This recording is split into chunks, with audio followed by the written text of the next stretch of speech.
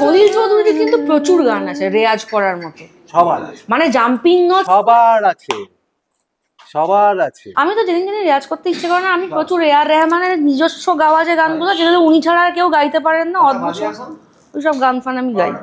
এই এটা রেখো না প্লিজ, না না, এগুলো প্রচুর ট্রোল করবে। তোর কথা শুনবেও না, বিশেষ করে ওরা সব রেখে দেবে। সুয়েন্দা, এটার পর যদি কিছু হয় না আমাদের জীবনে, এই পডকাস্টটা বেরোবার আচ্ছা পর, তুই কি গাইতে চাস গান? একটা পুরোনো বাংলা গান কারোর কম্পোজিশন শোনা না, যে গানটা মানে যার খুশি। মাধুরী মুখোপাধ্যায়ের গান শুনিস? লগ্নজিতা, ঠিক বলেছি দি। না না না, এদের গান শুনবি। আমি শুনি আমি এখানে ভীষণ, বলতে কিন্তু শুনবি গাইতে বললে তো যে একটা এরা হুট করে লেগেসি, খুব এরা বস, মুশকিল। এরা লেগেসি। অবশ্যই। মানে আমাদের মেইনস্ট্রিম জানি, কিন্তু এরা যা ভালো ভালো গান করে। পৌশালি কি আসছে? ওকে তাদের প্রিপেয়ার্ড হয়ে আসতে বল কিন্তু ভাই, পৌশালিকে বল সারাদিন পড়াশোনা করে যদি পারে। হ্যালো, নমস্কার, সত শ্রী আকাল, আদাব। আমি শুভেন চট্টোপাধ্যায়। আমার ফ্র্যাঙ্কলি স্পিকিং উইথ শুভেনে আজকে ইমন লগ্নজিতা। ভীষণ ভীষণ খুশি রে, তোরা এত ব্যস্ত, তার মধ্যে তোরা টাইম বার করে এসেছিস। I'm so grateful, so grateful. শুভেন্দা, প্রথমত তো আমাদের দুজনের তরফ থেকে অনেক থ্যাংক ইউ আমাদের এখানে ইনভাইট করার জন্যে, কারণ যারা যারা এখানে এসেছেন আমাদের বাংলা তথা ভারতীয় সঙ্গীত জগতের সব নক্ষত্ররা, তাদের মাঝখানে আমাদের এই জেনারেশন থেকে আমরা দুজন যে এখানে আসতে পেরেছি তার জন্য অনেক থ্যাংক ইউ। Thank you. তোরা ভীষণ, মানে খালি আমার প্রিয় না, তোরা ভালো করে জানিস, তোরা সারা বাংলার প্রিয়। এবং বাংলা থেকে যে দুটো মেয়েদের মুখ আজকে রিপ্রেজেন্ট করছে অল ওভার দ্য ওয়ার্ল্ড, তাদের মধ্যে তোরা ডেফিনেটলি, এবং ভালো গান করে। আমি এটাকে সবসময় বিশ্বাস করি যে সব ধরনের গান তো তোদের করতেই হয়, কিন্তু একটা ভালো গান কে করতে পারে তার একটা জায়গা যারা বোঝবার তারা বোঝে। এবং তোদের এই ব্যাপারটা আমার খুব ভালো লাগে যে তোরা এখনো কিন্তু ফোকাসড। আমি যেটা মাঝে মাঝে তুই পাঠাস গান, আমি পাঠাই না, তোকে মেসেজ পাঠাই যে ফোকাসড থাকাটা খুব জরুরি। আমরা যতটুকু গান বাজনা করতে পেরেছি, কখনো আমরা কমপ্লিসেন্সিটা কোনোদিনও আনবি না। এটা জাস্ট আমি দাদা হিসেবে তোদের জ্ঞান দিচ্ছি না, বাট এটা তোরাও ভালো করে জানিস যে কতটা ডাউন টু আর্থ হয়ে থাকলে ওই জায়গাটাকে আরো সাস্টেন করা যায় বলে আমার মনে হয়। তো যাই হোক, থ্যাংক ইউ। আমার এই পডকাস্টটা সম্বন্ধে একটু বলি। তোরা দেখেছিস আমার পডকাস্টটা, আমার মনে হয় যে নিশ্চয়ই মোটামুটি সবাই দেখছে, কিন্তু যেটা বলার সেটা হচ্ছে যে এই পডকাস্টটা মেন ব্যাপার হচ্ছে এটা socio musical podcast. So it's not socio-political. We are not into politics. I am dead against any political statements. যেটা একটু আগে ওর সাথে কথা হচ্ছিল, we are concerned about what's happening in and around us. এবং সেইটা গান বাজনার উপরে কতখানি আমাদের উপরে সেটা তা এফেক্ট করছে, সেটা নিয়ে একটু তো কথা আমরা বলবোই, কারণ সোসাইটি বাদ দিয়ে তো আমরা কেউই নই। একটা সময় এরকম হতো যখন কিছু আশেপাশে এরকম নানা রকম ঘটনা ঘটতো, আমি তো ব্যক্তিগতভাবে দরজা বন্ধ করে কেঁদেছি একটা সময়, আমি অনেস্টলি বলছি। কিন্তু আজকে কান্না পাচ্ছে না কেন? আমার মনে হয় তোরাও সেটা বুঝতে পারছিস যে কান্নাটা পাচ্ছে না, এবং কান্নাটা পাচ্ছে না বলেই অনেক কিছু ঘটছে, গান বাজনাও ঘটছে, সোসাইটিতে ঘটছে, ইন্ডাস্ট্রিতে ঘটছে বলে আমার মনে হয়। I will share with you. এবার তোরা বলবি না সুয়েন্দা তুমি বুড়ো হাবড়া, তুমি ভুল ভাবছো, আমরা এরকম ভাবছি না, আমরা অন্যরকম ভাবে এটাকে দেখছি, তুমি তোমাদের মতন করে দেখছো, ঠিক আছে, সেটা ঠিক আছে। এবার তোদের সাথে দেখ এইভাবে আড্ডাবাজি হয় না, তোরাও ব্যস্ত থাকিস, আমাকেও দৌড়ঝাঁপ করতে হয়। তো এটা আমারই পডকাস্টে জাস্ট বাহানা তোদের সাথে। তোর সাথে তো আমার খুবই কম ইন্টারাকশন হয়েছে, ওর সাথে হয়েছে বিকজ ও আমার কলেজেরও একজন কি বলবো অ্যালুমনাই। তো আমরা ইনফ্যাক্ট একটা কাজও করেছিলাম, সেটা তো ওই লিড করেছিল। আমাদের যখন নতুন ক্যাম্পাস হলো সেন্ট জেভিয়ার্স কলেজে, ইউনিভার্সিটি ক্যাম্পাসটা, ওই মিউজিকটা আমি করেছিলাম, এন্ড ইনি গেয়েছিলেন। অনেক আমাদের ব্যস্ততার মধ্যে আমরা দুজন অনেক দূরে গেছিলাম, তার জন্য অনেক দূরে গেছিলাম, খুব ভালো গিয়েছিল। আমাকে প্রথমে একটা জিনিস বল, এটা একটা স্ট্যান্ডার্ড কোয়েশ্চেন, আমি সবাইকেই করছি। আচ্ছা, এখানে কিন্তু আমরা সবাইকে প্রশ্ন করব, তোদের যদি কিছু জিজ্ঞেস করার থাকে আমাকে, তুই মুখটা এরকম করছিস কেন? কিরোরা হয়ে রয়েছিস? হ্যাঁ, আই ওয়ান্ট দ্যাট ইমান। বুঝতে পারছো তো, মানে তোমার সামনে বসে একটা ইন্টারভিউ দেবো, এটা তো এটা ইন্টারভিউ না, এইটাই মানে আড্ডা মারবো আর কি। হ্যাঁ, একদম আড্ডা মারবো, এবং তোদের সাথে আমার আড্ডা মারার বাহানা হচ্ছে এইটা। তো এখন ব্যাপার হচ্ছে যে এখানে তোমাকে থামিয়ে একটু ক্যামেরাতে বলে রাখি, সেটা হচ্ছে চা তো দেওয়া হয়েছে, সেটা ইম্পর্টেন্ট না। বাঙালি গেরস্থ বাড়িতে চা দেওয়া হয় এখনো, সেটা ইম্পর্টেন্ট না, কিন্তু চাটা আর্ল গ্রে কিন্তু। হ্যাঁ, এটা এটা এটা বলে রাখা উচিত। তুই কি মডেল আর্ল গ্রে আমি আর ব্র্যান্ড অ্যাম্বাসাডর? আমি আর আমার শ্বশুর মশাই হচ্ছে বিশাল ব্র্যান্ড অ্যাম্বাসাডর আর্ল গ্রে। আমার শাশুড়ি মা একদম পছন্দ করেন না, she likes first flush, second flush. না, আমি কোনো ফ্লাশ, কিন্তু আমি আর আমার শ্বশুর মশাই হচ্ছে ফুল আর্ল গ্রে পার্টি। আমি ট্রেনিং আর্ল গ্রে। আমার পৃথিবীর যে কোনো জায়গায় আমার ওইটা থাকবে। আমি যদি 1.5 মাসের ট্যুরে থাকি তাহলে 100টা এসে আমি কাউকে বিশ্বাস করি না চায়ের ব্যাপারে। কারণ সকালের ওই চাটা বা এই গন্ধটা না হলে একটা অবসেশন, বুঝেছিস? এই পডকাস্টার মজাটা এই যে এখানে আমরা ডিফার করব, একমত হব না, হওয়া উচিত না। বিকজ তুই একরকম ভাবে বড় হয়েছিস, বালির মেয়ে, তুই লিলুয়ার মেয়ে, ওখানে পড়েছিস, বড় হয়েছিস, গান শিখেছিস, বড় হয়েছিস। ও কলকাতার, ও পাঠভবনে পড়াশোনা করেছে, শহুরে মানুষ, ও বড় হয়েছে। তোদের অ্যাডাপ্টেবিলিটি কি হলো? আমি আমার মাঝখান থেকে জুড়ে বসেছি। ইনফ্যাক্ট আজকে আমি খুবই চাইবো একটা জিনিস নিয়ে তুমি কথা বলো। হ্যাঁ, সেটা হচ্ছে যে মানে আমার আর ইমনের, সিরিয়াসলি আমি আর ইমন, যেটা নিয়ে একটু আগে কথা হচ্ছিল তোমার সাথে, যে আমি আর ইমন বহু এক জায়গায় পডকাস্ট করতে গেছি বা ইন্টারভিউ দিতে গেছি, কিন্তু আলাদা আলাদা সময়। কারণ we have only done one-on-one podcasts, দুজন মিলে পডকাস্ট ও খুব একটা করেনি, আমিও খুব একটা করিনি। এই প্রথম আমরা দুজন মিলে কোনো পডকাস্ট করছি। আমার মানে আমি যেটা নিয়ে অ্যাকচুয়ালি কথা বলতে চাই সেটা হচ্ছে যে আমার আর ইমনের তো ইন্ডিভিজুয়াল জার্নি আছে একটা লাস্ট 10 বছরের। কারণ আমি আরো প্রায় সেম সময়, মানে আমাদের প্লেব্যাক সেম সময় এসছে। তুই একটু সিনিয়র আমার, 1 বছরের সিনিয়র। তো 1 বছর না 2 বছরের, 2 বছর ছুঁয়ে গেছিল না? 2014 তো বসন্ত এসে গেছে। তুই কি 2016? হ্যাঁ। তো এই যে জার্নিটাও আমার জন্য খুব পাল্টেছে। মানে আমার আর ইমনের যে জার্নিটা, যেটা তুমি বললে যে বাংলা গান বলতে গেলে এখন যে নামগুলোর, মানে মেয়েদের মধ্যে যে নামগুলোর কথা মনে পড়ে, I would also want to include Somlata দি, উজ্জয়িনী দি, মধুবন্তী, সবাই আছে। আমি আর ইমনও ডেফিনেটলি তাদের মধ্যে একজন। তো এই যে মানে আমি আর ইমন সেম মাঠে খেলছি লাস্ট এত বছর ধরে, আমার কিন্তু একটা নিজস্ব জার্নি আছে ইমনের সাথে। সেটা নিয়েও আমি ডেফিনেটলি কথা বলতে চাই। আমি শুরুতে একটা কথা বলতে চাই। লগ্নর সঙ্গে আমার প্রথম, আমরা গেছিলাম ব্যাংককে, সেখানে আমাদের বিশাল বাওয়াল হয়েছিল। মানে আমরা দুজন একটা রুম শেয়ার করেছিলাম। মানে সে যে কি ঝগড়া, শুভেন্দু তুমি ভাবতে পারবে না। মানে ধরো আমার, তোদের দুজনের মধ্যে চুলোচুলি নয়, মানে কোল্ড ট্রিটমেন্ট, কিন্তু ঝগড়ার ইন্টেন্সিটি ছিল। মানে আমরা চুলোচুলি করিনি for the lack of hair, কিন্তু the intensity was that.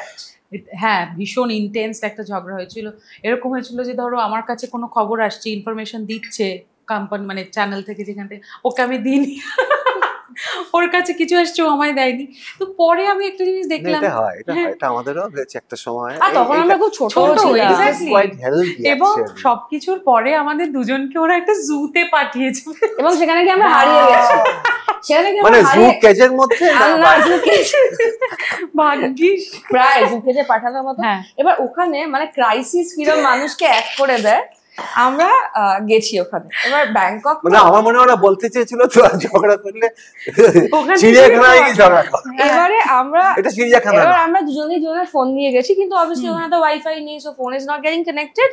And we were suppose, আমাদের কথা ছিল একটা জায়গায় ড্রপ অফ করে দেবে, ওখান থেকে আমাদের যে শুটটার জন্য আমরা গেছিলাম সেই শুটটা হয়ে যাবে। কাজে আমরা তো ভাবিনি।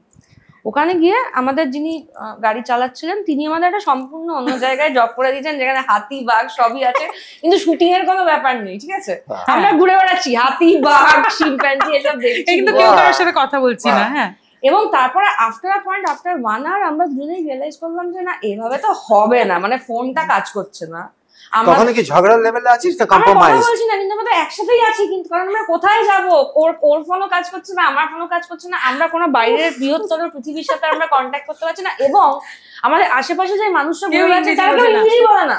বাহ, হ্যাঁ ব্যাংকক, হুম। তো আমরা কোন ভাষায় আমরা যে ওনাদেরকে জিজ্ঞেস করবো দাদা আমাদের বলে দিন কোথায়, এটা যে কোন ভাষায় বলবো বুঝে উঠতে পারছি না।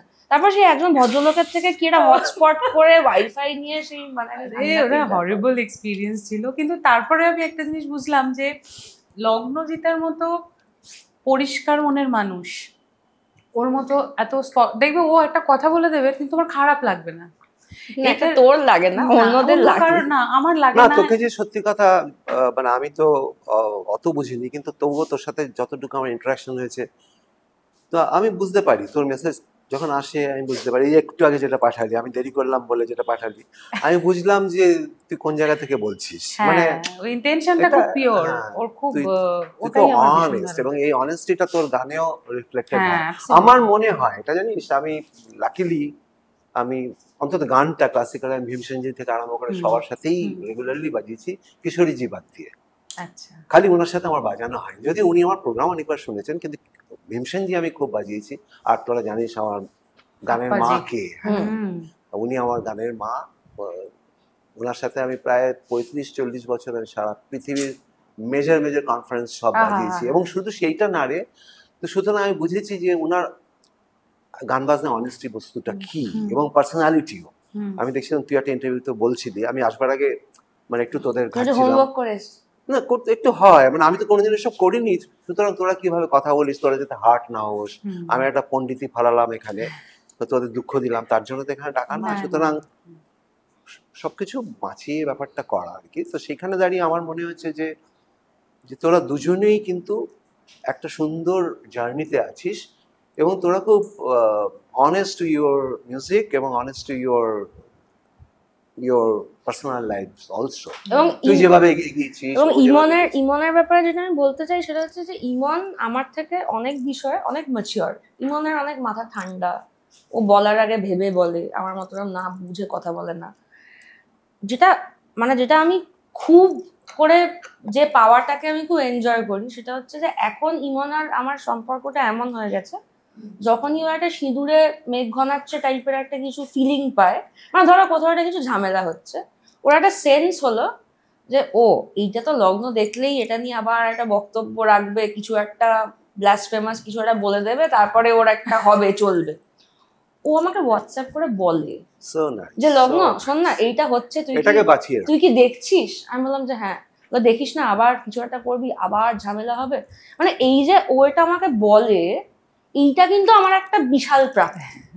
মানে ও তো আমাকে নাই বলতে পারতো, মানে আমার যদি ঝামেলা বাড়ে জীবনে তাহলে তো ওর ভালো লাগতে পারতো। এটা দুটো জিনিস হয় তোকে বলি, কারণ আমি জাকিরজির সাথেও প্রচুর স্টেজ শেয়ার করেছি, ঘুরেছি, আমি দেখেছি কয়েকজনের মধ্যে এই জিনিসটা আমি খুব প্রবলভাবে দেখেছি, যেটা তোর মধ্যে একটা ঝলক ও যেটা বললো, এটা আসে দু জায়গা থেকে। সেটা ও স্বীকার করুক আর না করুক, সেটা হচ্ছে একটা কনফিডেন্স। নিজের জায়গায় যদি কারোর কনফিডেন্স থাকে তাহলে মানুষ কিন্তু, ইনসিকিউরিটি সবারই আছে। আমি এই বয়সে এসে এত বছর বাজাবার পরেও ইনসিকিউরিটি যেদিন চলে যাবে, গান বাজনাও সেদিন চলে যাবে। তুই যেদিন মনে করবি যে you are secured, then music will go away from you. এটা আজকে একটা বড় কথা তোদের বলে দিলাম, বুঝে নিবি কি বলতে চাইছি, তুই বুঝতে পারছিস। and never ever take your audience for granted. না একদম never ever মচকন্দপুরের অডিয়েন্স ইম্পর্টেন্স আছে, আজকে ডোভাল মিউজিক কনফারেন্সও সেটা আছে, সব জায়গায় and number of audience। এই ভুলটা আমি জানো তো অ্যাকচুয়ালি একসময় করতাম। না আমিও করেছি, এই ভুলটা আমিও করেছি, এবং সেটার জন্যই তোদের সাথে এই আলোচনা যে তোরা কি ফিল করছিস। আমি একবার মনে আছে আমি আপ্পার সাথেই ট্যুর করছিলাম, আমেরিকায় ট্যুর করছিলাম আমি সিয়াটল থেকে। তোরা এখন আমেরিকা জানিস সে কথা থেকে কি হয়। আপ্পার সাথে গিরিজা দেবীদির সাথে আমি আমেরিকা ট্যুর করছিলাম। এবার সিয়াটলে আমাদের শনিবার প্রোগ্রাম, রোববার দিন আমাদের নর্থ ক্যারোলাইনা রলিতে, বুঝতেই পারছিস টাইম ডিফারেন্স হ্যান ত্যান। এইবার সেই ভোরবেলা ফ্লাইট ওখানে ধরতে হয়েছে, একেবারে সকালবেলা। আর উনি গিয়েওছেন, সেদিন আমার নায়না দেবীজির সামনে বসেছিলেন, কারণ সিয়াটলে ডেভিড নিউম্যান বলে ওনার এক ছাত্র আছে, সে এখন UCLA ইউনিভার্সিটি অফ ক্যালিফোর্নিয়ার music head of the department, sarangi দারুণ বাজার, গুলাম সাবরি খান সাহেবের ছাত্র। আচ্ছা। তো ওরা ছিলেন এবং নয়না দেবী এক একটা রিকোয়েস্ট করে যাচ্ছেন আর আমি ঘড়ি দেখছি, আর উনি একটার পর একটা গেয়ে যাচ্ছেন কাজরি ঝুলা। সেদিন মানে বেনারসের যত তোরা মানে আমি এত বছর বাজিয়েছি আমি সেই জিনিসগুলো শুনিনি। মাঠা পর মাঠা, গোল্ডেন নাকশ, হ্যাঁ এইসব জিনিসগুলো আমি শুনিনি কোনোদিন ওনার গলায়। ধারু, ধারু বলে এক ধরনের নাকি বেনারসে এরকম light classical music, semi classical music, ধারু বলে। ধারুটা কি জিনিস? চাইতি, যেরকম চাইতি আমরা জানি চৈত মাসে হয়। ধারু হচ্ছে যখন যুদ্ধে সবাই যেত, মেয়েরা ইন্সপায়ার করতো যে গান দিয়ে, and that was all based on এই লয়ে হবে, এটা এই লয়েই হবে, মানে এই দীপচাঁদ দিতে হবে, আর ওই ক্লাসিক্যাল কম্পোজিশন। আর সেই কম্পোজিশনের ছব্বা বা যেটা আমরা বলি ফান্দা দেখলে তোর মাথা খারাপ হয়ে যায়। तो সেই সব গেটে আমি আপাকে বলছি, আপা खत्म कीजिए, कल सुबह का फ्लाइट है, एकदम 3 बजे उठना है, अभी तो 10 साढ़े 10 बज गया है, कब खाएंगे, कब क्या करेंगे। রমেশ দা ছিল সারিঙ্গি ওইদিকে, এইসব কোডে টোডে। তারপরে আমরা গেছি ওইখানে, বিশ্বাস করবি না, যখন পৌঁছচ্ছি মানে প্লেনটা মানে এরম এরম করে যাচ্ছে, মানে ঝড় জল, মানে পাগলের মতো অবস্থা। কোনো রকমে গিয়ে প্লেনটা রলিতে ল্যান্ড করলো। আমাদের ইউনিভার্সিটি অফ নর্থ ক্যারোলাইনার প্রোগ্রাম ছিল। বিশ্বাস করবি না, হলে একটা হল নিয়েছে ওরা, একটা অপেরা হল টাইপের, ওরম না মানে অপেরা না, মানে একটা ওরম টাইপের পুরোনো। হলটার অ্যাকোমোডেশন ধর প্রায় 1500-2000 হবে, হলে খুব বেশি হলে 40 জন। আচ্ছা। আর তখন আমার সবে কলেজ টলেজ ছেড়ে গেছি, রাগ মানে ম্যাক্সিমাম রাগটা হচ্ছে আপ্পার ওপরে। দেরি করে ঘুমোতে দিল না, তারপরে এই এখন এসে আপ্পার কোনো পানটা নিচ্ছে, আমি কিন্তু অবজার্ভ করছি। এখন বুঝি যে কি কোথায় এগুলো হয়েছে, কেন হয়েছে। 40 জন মানুষই ওনার কাছে ইম্পর্টেন্ট। উনি বললেন সেটা, আমি এমন করে বসে আছি, উনি তো বুঝতে পারছেন। আমাকে তো মানে কি বলবো, আমার সবকিছু হ্যাঁ তার থেকেও বেশি ভাবতে পারবি না। আমার ইনসিডেন্ট আমি এখানে পডকাস্টার নিজের ব্যাপার এত বলতে চাই না। তো এবার আপ্পা আমার এক্সপ্রেশন থেকে বুঝে গেছে যে আমি এই ব্যাপারটা ভালো লাগছে না। 40 জন লোকের জন্য না ঘুমিয়ে নাই করে আপা মাইক্রোফোনটা নিয়ে বললো যে এরকম আজ ইতনা কুছ চল রা হ্যায়, এত কিছু হচ্ছে, ঝড় জল পেরিয়ে এই 40 জন যারা এসেছেন এরা আমার কাছে এক একজন 1000। একদম ঠিক। তো আজকে হলে কিন্তু 40,000 লোক আছে। আমি আজকে ইন্টারমিশনও নেব না, আমি টানা গাইব, প্রায় 2 ঘন্টা 2.5 ঘন্টা গাইব। ঠিক। আমি না সেদিন বুঝলাম যে অডিয়েন্সের মাহাত্ম্য কি। তারপরে উনি বললেন, দেখ বেটা ইধার आ, रात और हम खाচ্ছি, तू बहुत मायूस होके बैठे थे क्यों? और इतना कष्ट करके इतना काम आदमी, वो अगर नहीं रहेगा तो तू कौन है? বলছে এরা যেদিন থাকবে না তুই কে? কেউ না। ভগবান মানবি, ভগবান মানবি যেদিন মনে করবি taken for granted, you are just nobody. আর ওই 10,000-এর মধ্যে সবসময় ধরে নিবি 10টা লোক আছে কিন্তু তোকে শুনছে, তোর দমটা শুনছে, তোর দায়িত্ব আছে কিন্তু ওদেরও। খালি নাচের গান গেয়ে যাবি, খালি করবি, এটা তো আমাদের করতেই হচ্ছে, আমি দেখতে পাচ্ছি, সেটা নিয়ে কথা বলবো, সেটা নয়, সেটা নয়। তো যাই হোক, এবার বল, তোরা ডিফার করতে পারিস, যেরকম বললাম তোদের বড় হওয়া আলাদা, তোর কাছে মিউজিকটা কি? What is music to you? Actually এই প্রশ্নটা করে তুমি আমার সুবিধা করলে, কারণ এইটার উত্তর দিয়ে আমার অনেকগুলো প্রশ্নের উত্তর দেওয়া হয়ে যাবে। সেটা হচ্ছে যে এই যে তুমি যে জিনিসগুলো বললে, ইমন আর আমার মেইন ডিফারেন্স হচ্ছে যে ইমনের এই যে সঙ্গীত যাপনটা, এটা অনেক আগে থেকে শুরু হয়েছে। আমি হচ্ছি আউট অ্যান্ড আউট একাডেমিক্সের লোক ছিলাম, এবং এই যে একটা ইংরেজি ক্লিশে আছে না যে oh I did not fall in love, love happened to me. I did not fall for music, music happened to me. মানে আমাকে যদি অনুপমদা বসন্ত এসে গেছে না দিত, এবং যদি বসন্ত এসে গেছে হিট না হতো, তাহলে আমি আজকে আমেরিকাতে কোনো একটা ইউনিভার্সিটিতে পিএইচডি করতাম। এইটা করে যেটা হয়েছে, তোমরা এতক্ষণ ধরে যা যা বলছিলে, এই সমস্ত সমস্যাগুলো আমার হয়েছিল। নাম্বার 1, যেহেতু আমি কোনোদিন মিউজিশিয়ান হতে চাইনি, এই যে আমি ভুইফোর একদিন সকালে হঠাৎ মিউজিশিয়ান হয়ে গেলাম, এই মিউজিশিয়ান হতে গেলে যে যাপনটা, যেটা তোমরা শিখেছো, এই শেখাটা আমার হয়নি। অতএব আমি যখন ইনিশিয়ালি 2014-তে যখন আমি ল্যান্ড করলাম, বসন্ত এসে গেছে দিয়ে, না এখানে আমি একটু তোকে ইন্টারাপ্ট করছি, সেটা হচ্ছে এরকম ভাবে তো কেউ ল্যান্ড করে না। মানে অনুপম তোকে পেলো কোথায়? তার মানে তুই কোথাও একটা গান গেয়েছিলি বলে অনুপম তো তুই রাস্তা দিয়ে যাচ্ছিলে, এই এসো গান গাও, এরকম তো নয়। মানে তুই তো কোথাও একটা গান গেয়েছিলি, আমার তার মানে তোর গান গাইতিস। আমার সঙ্গীত শিক্ষাটা খুব সিরিয়াসলি হয়েছে, আমি সিরিয়াস ছিলাম না। কারণ আমার বাবা, মানে আমার বাবা এবং মা দুজনেই, বাবা বেশি, প্রথমত হচ্ছে আমি যার কাছে আমি 3 বছর বয়স থেকে শাস্ত্রীয় সঙ্গীত শিখেছি, 3 বছর বয়স থেকে। মানে বাবা পারলে 1 বছরে দিয়ে দিত, বাট ওই মানে বেসিকটা দাঁত ওঠেনি বলে হ্যাঁ দেয়নি আর কি, দুধ খাওয়া অব্দি রেখে দিয়েছিল, তারপর দিয়ে দিয়েছে। আমার ওটাই বলছি, আমাকে যিনি পুরোটা তৈরি করেছেন আমার গুরু, আমি তাকে বন্ধু বলে ডাকতাম, তার নাম এখন মারা গেছেন দুলাল চক্রবর্তী। উনি ছিলেন পণ্ডিত বিশ্বদেব চট্টোপাধ্যায়ের তবলিয়া এবং পরে ওনার শিষ্যত্ব গ্রহণ করেন। আমি গান শিখেছি ওনার কাছে, আমি তবলা শিখতাম ওনার কাছে, আমার বাবা ইনিশিয়ালি সেতার শিখেছেন ওনার কাছে, পরে কুশল দাসের কাছে 12 বছর শিখেছেন। তো বাবাকে আমি দেখেছি। হ্যাঁ, আর লিলি চক্রবর্তী যিনি অভিনয় করেন, তিনি আমার পিসি, তার দাদা হচ্ছে দুলাল চক্রবর্তী, আমার জেঠু, যিনি আমাকে শিখিয়ে, আমি যা জানি উনি আমাকে শিখিয়েছেন, হোয়াট এভার। আর সবচেয়ে ভালো ব্যাপার ছিল যে উনি অবিবাহিত এবং নিঃসন্তান ছিলেন। ভালো ব্যাপার বলছি মানে আমার জন্য ভালো, উনি ওনার যা ছিল উনি আমাকে দিয়ে দিয়েছেন। একটা বন্দিশ শোনা না, এইগুলো তখন যে শুনেছিস একটা লাগা না, একটু পরের দিকে শোনে না এখনই শোনা। না আরে আমি পরের দিকে না, তোমাকে যে আমি বললাম যে একটু গানটা একটু পরের দিকে আমাকে গাইতে বলো, এত সকালবেলা আমি গান গাইতে পারি না, লগ্ন গাইবো একটু হয়ে যায়। আমি তো হারমোনিয়াম বাজানো স্কোপ পাচ্ছি না, এই প্রথম কোন পডকাস্টে গল্পটা বলে নি, গল্পটা বলেই গাইবি কিন্তু। হ্যাঁ, তোকে ছাড়বো তো না। ওনার কাছে আমি 3 বছর বয়স থেকে শাস্ত্রীয় সঙ্গীত শিখেছি এবং উনি হচ্ছেন সেই ধরনের গুরু ছিলেন। ওনার গিরিশ পার্কে বাড়ি ছিল এবং সেই সময় তো কিছু ছিল না, উনি গিরিশ পার্কের মেট্রো স্টেশন থেকে মেট্রো ধরতেন, রাসবিহারীতে নামতেন, ওখান থেকে একটা বাসে করে আমার বাড়ি পিকনিক গার্ডেনে আসতেন। বন্ধু ছিলেন সেই গুরু। আমি তো মানে প্রত্যেক শনিবার একটা করে নতুন মিথ্যে কথা, মানে আজকে কি বলা যায় আর কি, যেটা করে ক্লাসটা করতে হবে না, একটা করে নতুন করে মিথ্যে কথা বার করতাম।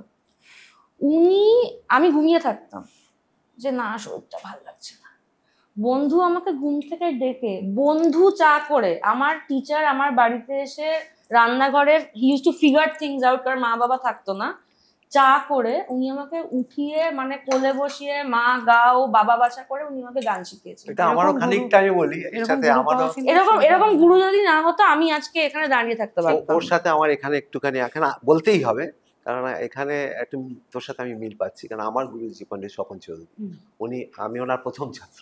উনি যখন কলেজে পড়তেন যাদবপুর ইউনিভার্সিটি ইকোনমিক্সে, আর তখন আমি ক্লাস 1-এ শুরু করেছি। মানে এই ডিফারেন্সটা এই, আমার বাড়িতে এসে উনি আমাকে 10 বছর শিখিয়েছেন।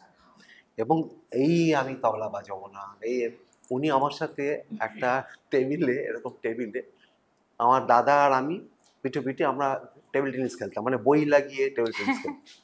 আমার সাথে 1 ঘন্টা টেবিল টেনিস খেলতো, খালি তবলাটা যাতে আমি বাজাই।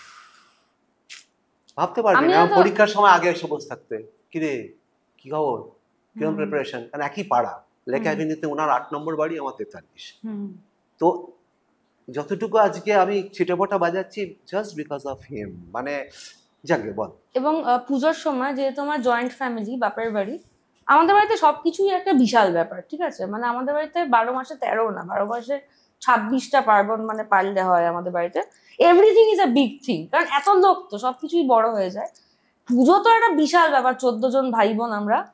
বন্ধু পঞ্চমীর দিন আমার বাড়িতে চলে আসতো, ওই যে পুরো পুজোটা বন্ধু আমার বাড়িতে থাকতো।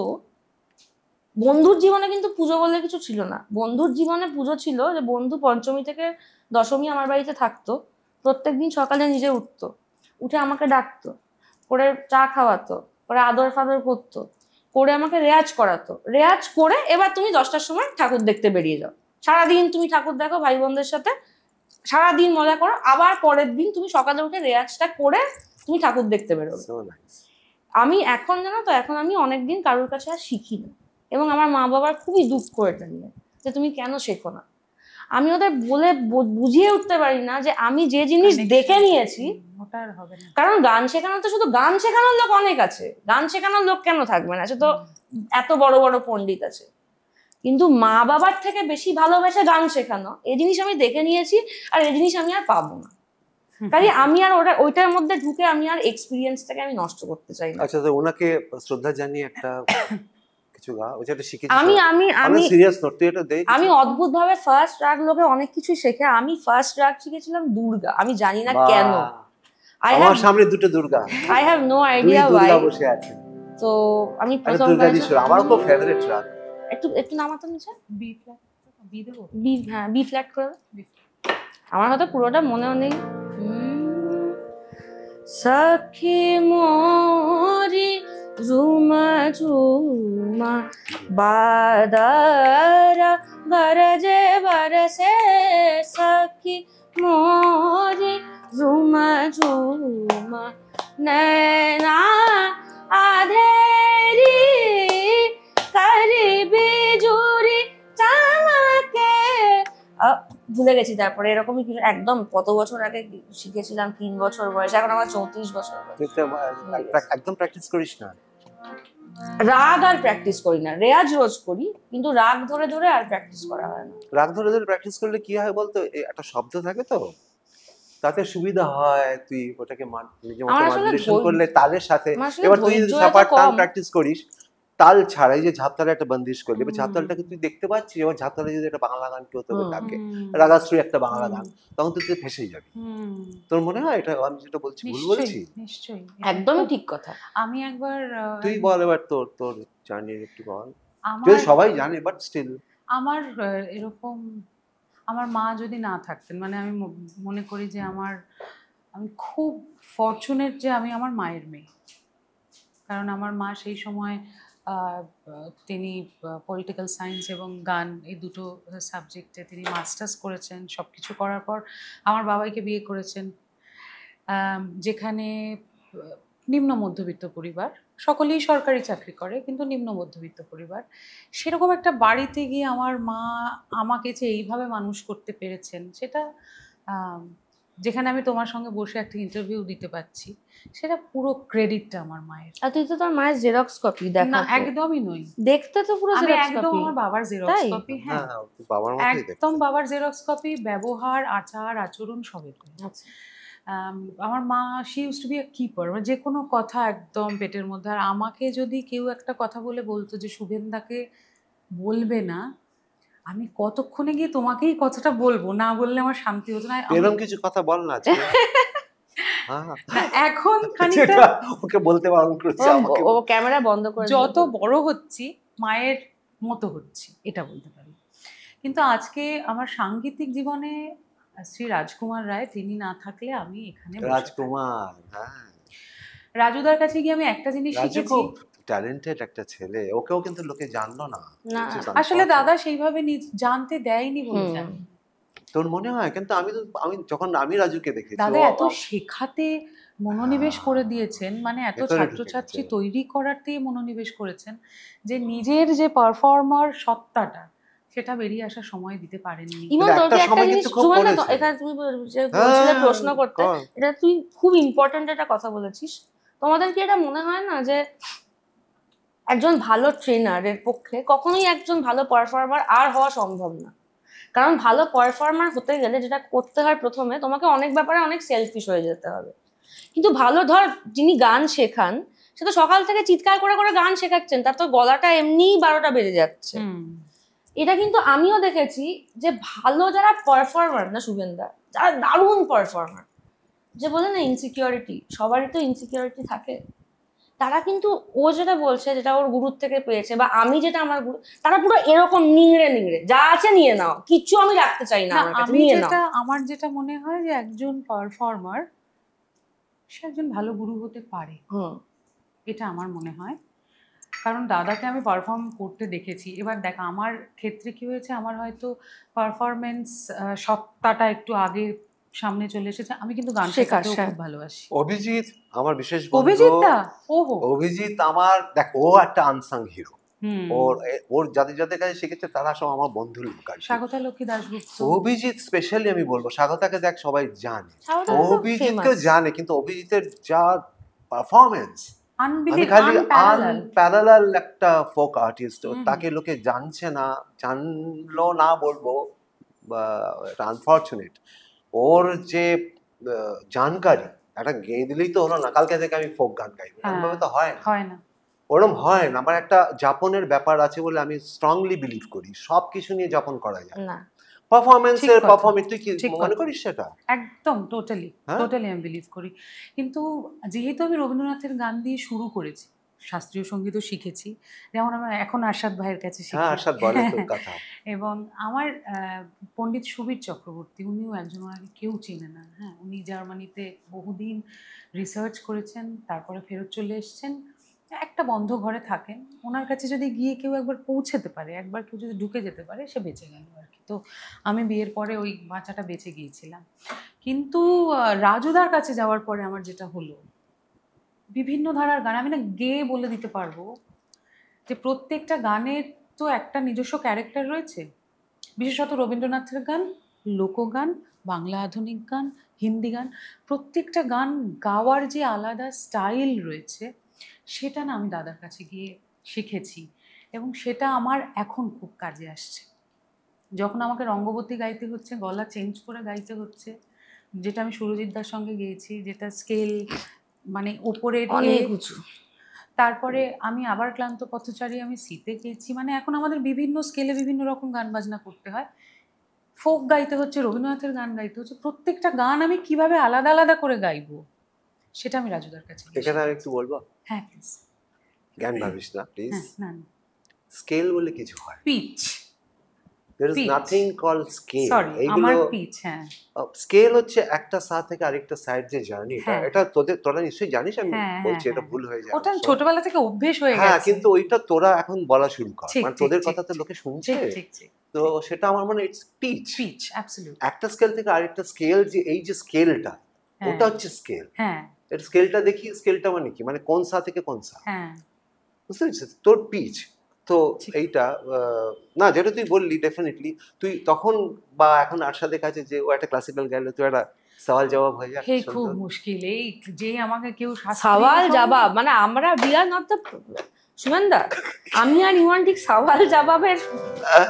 চল একটা কিছু আরশাদের কাছ থেকে জানাব, আরশাদের কাছ থেকে শিখেছিস উস্তাদ জি। গুস্তাকি মাফ, হ্যাঁ, গুস্তাখি মাফ। মাফ, মাফ। मैं वारी वारी जाऊंगी प्रीतम प्यार, मैं वारी वारी जाऊंगी प्रीतम प्यार, कब आओगे मोरे मदरवा, कब आओगे मोरे मदरवा, मैं वारी वारी जाऊंगी प्रीतम प्यार, मैं वारी वारी जाऊंगी, मैं वारी वारी जाऊंगी, मैं वारी वारी जाऊंगी। বাহ, গুড। রেয়াজ করে মেয়েটা, মনে হচ্ছে। Heavy heavy. ইমন এখন বিশাল সিরিয়াস হয়ে গেছে, বিশাল বিশাল হয়ে গেছে মানে ছিল? মানে আমরা প্রত্যেকেই আগে যা সিরিয়াস ছিলাম তার থেকে অবভিয়াসলি সিরিয়াস হয়েছি, মানে এইটুকু এভলিউশন তো হওয়া উচিত। মানে গান বাজনা নিয়ে বলছিস? হ্যাঁ, গান বাজনা নিয়ে। তুই কি করিস মানে? আমি রোজ রেয়াজ, seriousness এ? আমি রোজ রেয়াজ করি, বাহ, ভেরি নাইস, ভেরি। কিন্তু আমি এরকম ছিলাম না। সেটা তো তুই বললি। না না, আমি বড় হয়েও না, মানে আমি যখন ফুল ফ্লেজে গান গাই তখনও আমি এরকম ছিলাম না। এটা আমার কোভিডের পর থেকে হয়েছে। মানে ধরো এই তুমি তো লেট করেছো আজকে, তো আমার আর ইমনের যেহেতু প্রচুর সময় ছিল, আমরা বাইরে দাঁড়িয়ে গুনগুন করে গান প্রচুর গাইছিলাম। সময় ছিল না, তুমি 10 মিনিট লেট করেছো, না, 10 মিনিটে আমরা আমাদের কাজটা করে নিয়েছি। টোটাল 20 মিনিট লেট করেছে, কারণ আমরাই 10 মিনিট লেট করেছি, তারপর সুমেন্দা আরো 10 মিনিট। ঠিক, কি আমার পডকাস্টে এসে আমাকেই ঝাড়ছিস। রোস্ট করছে। তুমি তো প্রত্যেক পডকাস্টে বলো যে তোরাও আমাকে বলবি, তোরাও আমাকে প্রশ্ন করবি, আমি এটা তাই কি প্রশ্ন না? এটা প্রশ্ন করলি না, কেন লেট করেছি এটা হচ্ছে প্রশ্ন। কেন লেট করেছো? বৃষ্টি ইজ নট, বৃষ্টি উইল নট বি অ্যাকসেপ্টেবল, সব জায়গায় বৃষ্টি হয়েছে। আচ্ছা, তারপর বল তোর কি হলো লকডাউন? তো আমি আর ইমন যখন বাইরে দাঁড়িয়ে গান গাইছিলাম, আমরা দুজন গান গাইছিলাম, তো আমি এখন ধরো সা বললে আমি যে সাটা বলতে পারি, যেটা নড়ে না, আমি কোভিড অবধিও যখন সা বলতাম ওরা নড়তো, বাইরের লোক হয়তো বুঝতে পারতো না, কিন্তু ওই অডিয়েন্সের যে 10 জন যারা বুঝতে পারে তারা ডেফিনেটলি বুঝতে পারতেন। আর আমি যখন ফেসবুক লাইভ শুনতাম তখন তো আমি বুঝতে পারতাম। হ্যাঁ, এবার আমি ধরে নিয়েছিলাম যে আমারটা এরমই থাকবে, মানে আমি ভেবেছিলাম যে এরকমই থেকে যাবে, মানে এটা ঠিক করা যায় না বা যাবে না। এবার কোভিডে যেহেতু কোনো কাজ ছিল না, রেয়াজ করতে শুরু করি। তারপরে দেখলাম যে কিন্তু রেয়াজ করার ইমিডিয়েটলি পরে আমি কোনো রেজাল্ট দেখতে পাইনি, তাতে আমি খুবই বিমর্ষ হয়ে পড়ি। হঠাৎ দেখলাম কোভিডের 2 বছর পরে আমি খুব সুন্দর গান গাইতে শুরু করেছি, যেটা আমার শুনতে মানে সুন্দর, মানে আমার যেটা শুনতে ভালো লাগে, সেটাই তো আসলে। এই ম্যাজিকটা যখন আমি দেখলাম তখন আমার রেয়াজের প্রতি আমার খুবই একটা, এখন যখন আমি রেয়াজ করতে বসি আমি জানি যে হ্যাঁ আজকে সকাল 10টার রেয়াজটা হয়তো বিকেল 5টায় রিফ্লেক্ট করবে না, কিন্তু পরের বছর জানুয়ারি মাসের বিকেল 5টায় ডেফিনেটলি রিঅ্যাক্ট করবে। So what ever I am doing today will be reflected tomorrow. এইটা আমাকে সাংঘাত, কারণ আমি দেখেছি আমি অ্যাজ আ পার্সন আমি খুব ট্রানজ্যাকশনাল বাই নেচার। আমি যে কোনো জিনিস থেকে একটা জিনিস পেতে চাই, সে সবসময় ম্যাটেরিয়ালিস্টিক হতে হবে তা না। মানে আমি ঠিক ওই মানুষটা নই যে ও আমার কিছু নেই বলে আমি সকালবেলা ঘুরতে বেরিয়ে পড়লাম, এটা আমি পারবো না করতে। আমার যদি কিছু না করার থাকে আমি এমন একটা কিছু খুঁজে বার করবো যেটা থেকে আমার কিছু পাওয়ার আছে। মানে অনেকেরই ঘুরতে বেড়ানো থেকে অনেক কিছু পাওয়ার আছে। তাই তোর তাই না, তোর কি বল? এটাই মজা হবে যে তোরা দুজন আলাদা যে বড় হয়েছিস আসলে তাই জন্যই তোদের ডাকা ইনফ্যাক্ট। মানে ওভারঅল আমি বলতে পারি, দেখো আমরা কেউই মিউজিক বাদ দিয়ে আমাদের তো মনে হয় না কোনো সত্তা রয়েছে। Musician, we all are musicians. এবং আমার সবসময় একটা জিনিস মনে হয় যে মিউজিক তো ভগবান সবাইকে দিয়ে পাঠান না। ভেরি ফিউ যাদের মধ্যে যারা সাটা সুরে বলতে পারেন, বা যারা তালবাদ্যটা তালে প্রপারলি বাজাতে পারেন, বা প্রপার নাচতে পারে, আঁকতে পারে, সবাই তো এটা পারেন না। তো আমি প্রথমত সেই জায়গায় মনে করি যে আমি একজন অত্যন্ত সৌভাগ্যবতী একজন মানুষ, যার মধ্যে এটা ঈশ্বর দিয়ে পাঠিয়েছেন। এবং এটা কেন দিয়ে পাঠিয়েছেন সেটাকে এরপরে যেটা দিয়ে পাঠিয়েছেন সেটা আমার গলার স্বর, বাদ বাকি নারিশমেন্টটা কিন্তু আমার হাতে রয়েছে। এখন আমি এটাকে আমি ডিস্ট্রয় করছি, মানে ব্যাংক থেকে টাকা বের করেই যাচ্ছি আর ব্যাংকে টাকা ঢোকাচ্ছি না, তাহলে একদিন শেষ হয়ে যাবে। আমি বরাবরই এটা ভাবতাম যে আমাকে ওই টাকাটা জমিয়ে রাখতে হবে। মানে আমি কোনোদিনই ভাবিনি শুভেন্দা যে আমার একটা জীবনে তুমি যাকে ভালোবাসো হবে, আমি সিনেমায় প্লেব্যাক করব। আমার বরাবর ইচ্ছে ছিল নন ফিল্ম মিউজিক নিয়ে কাজ করার, যেহেতু আমি রবীন্দ্রনাথের গান এবং লোকগান, সেই ক্ষেত্রে আমি সত্যি ওর সিনিয়র এই জায়গাটায়। অফকোর্স। তো এটা হয়ে গেছে। তো আমার সব সময় এটা মনে হয় যে সঙ্গীত আমাকে সব থেকে আগে যেটা দিয়েছে সেটা হচ্ছে আমার পিস, আমার শান্তি, জীবনে একটা একাগ্রতা। আমি সব করছি আর গান করছি, এটা আমিও বিশ্বাস করি।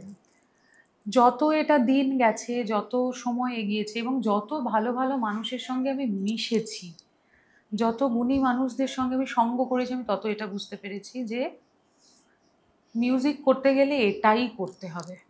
এটার বাইরে বেরিয়ে আমি রাত জেগে পার্টি করছি, চিৎকার করে কথা বলছি, এগুলো হ্যান্ড ইন হ্যান্ড চলতে পারে না। যারা করেছে তারা একটা সময়ের পরে গিয়ে আমি দেখেছি হাওয়া হয়ে গেছে, বা তারাই বন্ধ করে দিয়েছে। তারাই বন্ধ, দুটোর মধ্যে আমিও করেছি, এমন আমরা সবাই করেছি এবং সবাই বন্ধ করেছি। হ্যাঁ, সবাই বন্ধ করেছি, কারণ আমরা রিয়েলাইজ করেছি যে এটা করা সম্ভব পারে না। এই যে ধরো আমি একটা ছোট্ট কথা বলছি, কালকে তো রোববার ছিল, আমার বাড়িতে প্রচুর বন্ধু বান্ধব আসে। হ্যাঁ, কালকে আমার বাড়িতে বন্ধু বান্ধবরা আসতে চেয়েছিল, আমি কিন্তু আজকে একটা পডকাস্ট আছে বলে কালকে বন্ধু বান্ধবকে ডাকিনি। এটা তো কোনো গানের অনুষ্ঠান নয়, কিন্তু আমি জানি আমাকে 2-3টে গান হলেও গাইতে হবে, এবং সেটা আমি ঠিক করে গাইতে চাই। কারণ ওই যে এখন আমার ওই সেন্সটা এসছে, যদি দুটো মানুষও শোনেন তাদেরকে আমার বেস্ট পসিবল জিনিসটা দেওয়াটা আমার দায়িত্বের মধ্যে পড়ে। দায়িত্ব রয়েছে আমাদের। এই দায়িত্বটা কিন্তু আমার 5 বছর আগে ছিল না। আমি হয়তো 5 বছর আগে হলে হ্যাঁ ঠিক আছে, সন্ধ্যেবেলা বন্ধু বান্ধব আসবে, কালকে সকালে পডকাস্ট, তো কি আছে, আমি একটু হ্যাঁ করে নিই। কিন্তু ও যেটা বললো সত্যি গলায় প্রেশার পড়ে, এটা আমি ছোটবেলায় বুঝতে পারতাম না। তুমি যদি ধরো রাত 3টে, আমি তবলা বাদকের জন্য তো আলাদা হবে, কিন্তু গলাটা যেহেতু শরীরের একটা অংশ, তবলা বাদকেরও শরীর বলে বস্তু আছে। তুমি না কিন্তু তুমি তো রেস্ট না, আমি সিরিয়াস না, মানে আমি যখন টায়ার্ড হয়ে প্রোগ্রাম বাজাই, আমাদের আবার সামনে তো কিছু নেই, আমাদের একটা আড়া চৌতাল চলছে, সেখানে পুরো তোকে visualize করে। শাহিদ পারভেজ ছেড়ে দিল। হ্যাঁ। এবার শাহিদ একটা, আমি খুব ওর সাথে বাজাই, তোরা জানিস, শাহিদ পারভেজকে আমি এবং মনে করি ওর সাথে আমি প্রচুর বাজাই। শাহিদ পারভেজকে আমি মনে করি আজকের যুগে যদি ঈশ্বর কেউ হয়ে থাকেন, ফর মি ইট ইজ, আমি এবং আমার বাবা আমাদের দুজনের জন্য ইট ইজ শাহিদ পারভেজ। হ্যাঁ, ও আমি মনে করি সত্যি কথাই লাস্ট 25 বছরের একজন দুজন ট্রেন্ড মেকিং মিউজিশিয়ান হয় না, ট্রেন্ড মেকিং, পাথ ব্রেকিং যেটা বলে, he is surely one of them. Shahid Parvez এবং ওর সাথে আমি একদম ধর আজকে ওরও 30 বছর বাজাচ্ছি, এবং ওর গ্রোথটা আমি দেখেছি। একটা জার্নিতে কি হয়, মানে আমি এটা ভাবছি, আমি একরকম ছিলাম, এবার আস্তে আস্তে আমি নিজেকে চেঞ্জ করছি, কাকে ধরছি, ঠিক, কাকে করছি, ঠিক। করতে করতে করতে তো একটা জায়গায় গিয়ে জায়গায় যে স্টাইলটা হয়, একদিনেই তো ইমনের স্টাইল হয়নি, না। তোর স্টাইল হয়নি, মানে তোরা তো একটা করতে করতে করতে আজকে তোর একটা স্টাইল হয়েছে, তোদের আজকে এত ফ্যান ফলোইং। এবং তুমি যে আমাকে বান্দিশ গাইতে বললে, আমি মানে শাহিদ পারভেজের ধুনগুলো আমার পুরো মুখস্থ, আমি ট্যাটা ট্যাটা লালা লালা করে সব গিয়ে দিতে পারবো না, আমি এত শাহিদ পারভেজ শুনি। তো সেই আর জন্য প্রত্যেকটা মুখস্থ। এইসব লোকের সাথে স্পেশালি যারা খুব ব্রেন, কারণ আমাদের অ্যাকম্প্যানিস্ট মানেটা কি, অ্যাকম্প্যানিস্ট ইজ নাথিং বাট আ শফার, আমি বলি। সেই অ্যাকম্পানিস, তুমি নিজেকে এরকম অ্যাকম্পানিস বলে অ্যাকম্প্যানিস্ট মানে আজকেও তো আমি না, এটা অ্যাকম্প্যানিং হতে ইচ পারে আদার। যে অ্যাবসলিউটলি, এবং আমি তো সবসময় মনে অ্যাকম্প্যানিস্ট করি খারাপ কিছু নয়, আমার সঙ্গে যারা বাজাচ্ছেন আমি তাদের অ্যাকম্প্যানি করছি, এবং এটা ভাইস ভার্সা। আজকে তুই ভীষণ আমাকে অ্যাকম্প্যানি করছিস, আমি reciprocal. তোকে অ্যাকম্প্যানি করছি। It's not Absolutely. That we are accompanying each other, Yeah. But when I'm a tabla player, this is my not solo performance, then তখন পুরো সঙ্গত ব্যাপারটাই তো তোর, মানে শাহিদ বসছে, শাহিদ কি রাগ বাজাবে, আমি কি বলে দেবো আজকে কিন্তু গাউতি বাজাবে, হ্যাঁ ঝাপতালটা বাজিও বাড়ি থেকে ভেবে এসেছি 4টে তেহাই, আমি তো এটা করতে পারবো না, না। মানে ও বলে নেই আজ তিসরি রূপক বাজাएंगे, তিসরি রূপক ও একটা করে, মানে তিনের ছন্দে রূপক চলছে, চলো তুমি করো, কিরকম হবে একটু মানে ওটা শুভেন্দা? তিন তিন না চকধি, না চকধি, না না তিন, সরি, তিন তিন না চকধি, না চকধি, না না তিন তিন না ধি না ধি না তিন তিন না ধি না ধি না তিন তিন না ধি না ধি না তিন। বান্দিশটা যাবে ওই ছন্দে, আর আমি ঠেকা বাজাবো কিন্তু তিন তিন না চকধি, এটা সারাক্ষণ চলবে। এবার আমি যদি আগের দিন একটা তাজ হোটেলে রাত 3টে অব্দি পার্টি করি, এই মাথাটাই কাজ করবে না, because I am well rested. তুই যেরকম কালকে পার্টি করিস নি, আমিও পার্টি করিনি, আমার ভাবনা ছিল বোধ করে না, ছেড়ে দিয়েছে করা।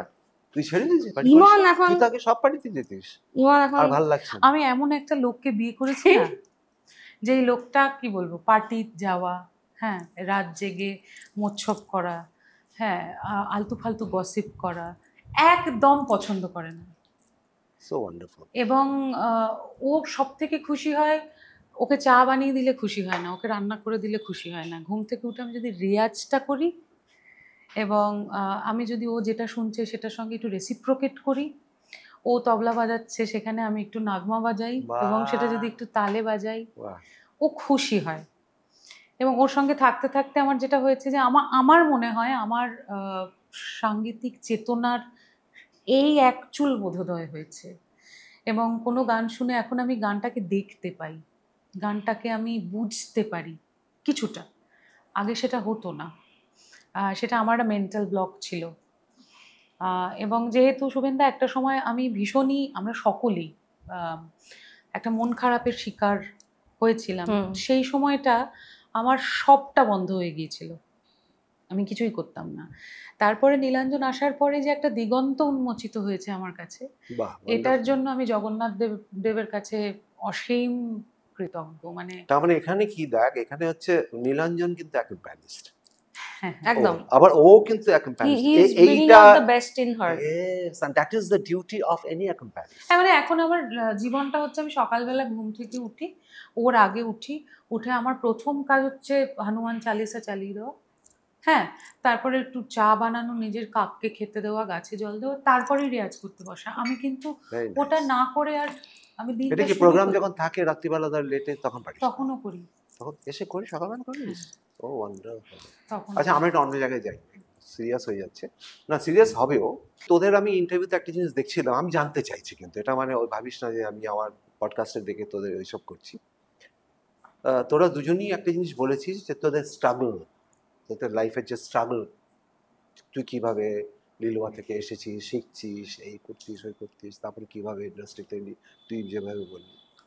আমার এখানে একটা আপত্তি আছে, তুই তুই বলতে পারিস না শুভেন্দা, তুমি এটা ভাবতে পারো না আমরা এটাই ভাবি। আমি মনে করি কিছু পাওয়ার জন্য, ভালো কিছু পাওয়ার জন্য, যেটা আমাদের জীবনের সব কিছু, তার পেছনে যে দৌড়নোটা, এটা কোনোদিনও স্ট্রাগল হতে পারে না। That struggle word, I am dead against that struggle word. আমি স্ট্রাগল কি, তুই একটা ইন্টারভিউতে বলেছিস আমি যদি কাউকে কিছু পেতে চাই, I will go all out to get it. ওর একটা রিসেন্ট ইন্টারভিউতে আমি দেখলাম ও বলেছে, দিস ইজ ওয়ান্ডারফুল, এটার মধ্যে কোনো উদ্ধত্ত নেই, তো আই উইল গেট ইট। এখন এটার জন্য, পাওয়ার জন্য যেটা করবে সেটা কি স্ট্রাগল? সেটা তো ভালোবাসা। তুই যাকে ভালোবেসেছিস, সে প্রপোজ করেছে না তুই করেছিস আলাদা কথা, কিন্তু তাকে পাওয়ার জন্য যে এটা তো ওই হয়, তো সেটা কি তুই স্ট্রাগল বলবি?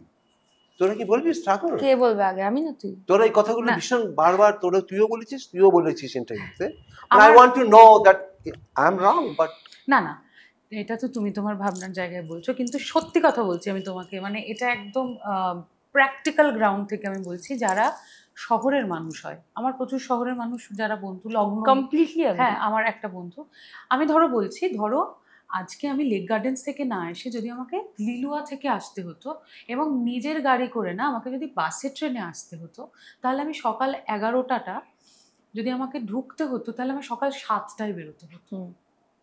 বুঝতে পারছো?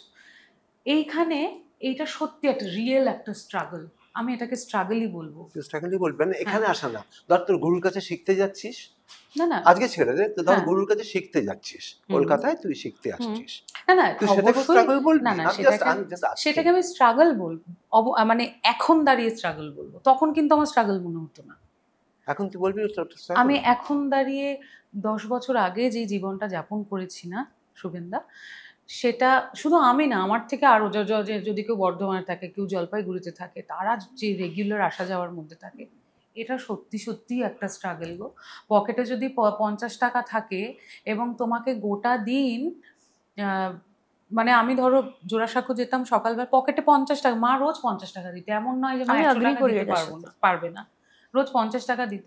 সকালবেলা ট্রেনে করে, বাসে করে, ঝুলে ঝুলে লোকের গুঁতো খেতে খেতে, নোংরা অসভ্য লোকের সঙ্গে দিনের পর দিন ধরে ট্রাভেল করতে করতে, যখন রবীন্দ্রভারতীতে পৌঁছতাম হাফ ডেড, ঘেমে নে, তারপরে বসে যখন আমাকে ইয়ামান শিখতে হচ্ছে বা বাণীতব বোধহয় গাইতে হচ্ছে, আমি মন থেকে পারছি না, কারণ আমার রাস্তায় অনেকগুলো ঘটনা ঘটে গেছে। এবং এখানে আমি একজন শহরাঞ্চল বা সাবার্ব যেটাকে বললাম, গ্রামের মেয়ে তো আমি নই, আমি সাবার্বের মেয়ে, আমি প্রত্যেকটা ওই শহরতলির মানুষের কথা বলছি তোমাকে। তারপরে ওখান থেকে যখন আমাকে রাজ্য সঙ্গীতে আসতে হতো, এসে কিন্তু আমি লেক গার্ডেন্সে থাকতে পারবো না, তখন আমার কলকাতা শহরে কোনো বাড়ি নেই, তখন আমার লগ্নজিটা বন্ধু নেই যে ফোন করে বলবো আমি তোর বাড়িতে আসছি। দিনের পর দিন সাউথ সিটি মলে, কোয়েস্ট মলে গিয়ে বাথরুমে রেডি হয়েছি, আমার কোনো গাড়ি ছিল না। আমি এখন ওটাকে স্ট্রাগলই বলবো। হ্যাঁ আমি জানলাম, হ্যাঁ, হয়তো আমি কারোর কাছে কিছু শিখতে এসেছি, হয়তো আমার জ্ঞান আহরণ হচ্ছে, জ্ঞানের ভান্ডার বাড়ছে, কিন্তু ওটা একটা রিয়েল লাইফ স্ট্রাগল। আমরা যারা, কারণ আমাকে এটা জানতে হবে 11:45 আমার লাস্ট ট্রেনটা চলে গেলে আমাকে হাওড়া স্টেশনে থাকতে হবে। একদম তাই। এবং যখন বৃষ্টি হচ্ছে, যখন ঝড় হচ্ছে, তখন ট্রেনটা যাচ্ছে না, আমি হাওড়া স্টেশনে সারা রাত থেকেছি, বাবাই আমাকে নিতে আসতে পারছে না, এমন অবস্থা। এটা একটা স্ট্রাগল, আমি অ্যাবসলিউটলি স্ট্রাগল। ও যেটা বললো আমি সেই সব কিছুর সাথে 100% এগ্রি করি। প্রথম কথা হচ্ছে যে আমার মনে হয় তুমি একটু গুলিয়ে ফেলেছো। আমি আজ অব্দি কোনো ইন্টারভিউতে বলিনি যে আমি, মানে তুমি আমাকে পরে পাঠিও যেখানে দেখেছো, কারণ আমি প্রথম থেকে আজ অব্দি, ও জানে, সবাই জানে, আমি একটাই স্টান্স মেনটেন করেছি যে আমি কোনোদিন কোনো স্ট্রাগল করিনি গানের ব্যাপারে, কারণ আমি তো কিছু করিনি গানের জন্য। আমি কোথায় আমি কি করে বলবো যে আমি স্ট্রাগল করেছি? আমি তো কিচ্ছু করিনি। এই তো শুনলে আমার স্ট্রাগল স্টোরি, গুরুজি বাবা বাসা করে গুরুজির স্ট্রাগল, গান, হ্যাঁ গুরুজির সাংঘাতিক স্ট্রাগল গেছে, আমার কোনো স্ট্রাগল যায়নি। তো আমি কখনো বলিনি যে আমি স্ট্রাগল করেছি, কারণ আমি করিনি, কি করে বলবো মিথ্যে কথা। আর ও যেটা বলছে এইটা আমি সম্পূর্ণ এগ্রি করি, করতাম না। মানুষ যখন নিজের সাথে মানুষের যখন কিছু না হয়, সে কখনো সেটা বোঝে না। আমি তো খুব প্রিভিলেজ, আমি সাউথ কলকাতায় বড় হয়েছি, জন্মেছি, পাঠভবনে পড়াশোনা করেছি, শ্বশুর বাড়ি আমার সেলিমপুরে, মানে আমি ওই সাউথ কলকাতা 5 কিলোমিটার রেডিয়াসে সেন্ট জেভিয়ার্সে গেছি, ওটা হচ্ছে আমার লংগেস্ট ডিস্টেন্স, মানে বাড়ি থেকে সেন্ট জেভিয়ার্স কলেজ 45 মিনিট, এটা হচ্ছে আমার জীবনের সবচেয়ে লম্বা ডিস্টেন্স। যাদবপুর ইউনিভার্সিটি যেখানে আমি প্রেম করতে যেতাম, ওটা হচ্ছে আমার শ্বশুর বাড়ি থেকে হাঁটা ডিস্টেন্স। পাঠভবন আমার বাবার বাড়ি থেকে হাঁটা ডিস্টেন্স। এই ছিল আমার জীবন। কিন্তু আমি যখন 2016-তে বম্বে গেলাম, ওর লিলুয়া থেকে কলকাতা এসে যেটা করতে হয়েছে সেটা আমাদেরও করতে হয়েছে বম্বেতে গিয়ে। ও যেগুলো বলছে, বম্বের লাস্ট লোকাল চলে রাত 1:30টায়, সবাই জানে। এই 1:30টায় আমি প্রদীপ সরকারের সাথে নিয়মিত, উনি তখন জীবিত ছিলেন, আমি ওনার জন্য 39টা বিজ্ঞাপনের গান গিয়েছি বম্বেতে। খারে ওনার অফিস ছিল, আর বম্বেতে তো জানো সারা রাত কাজ হয়।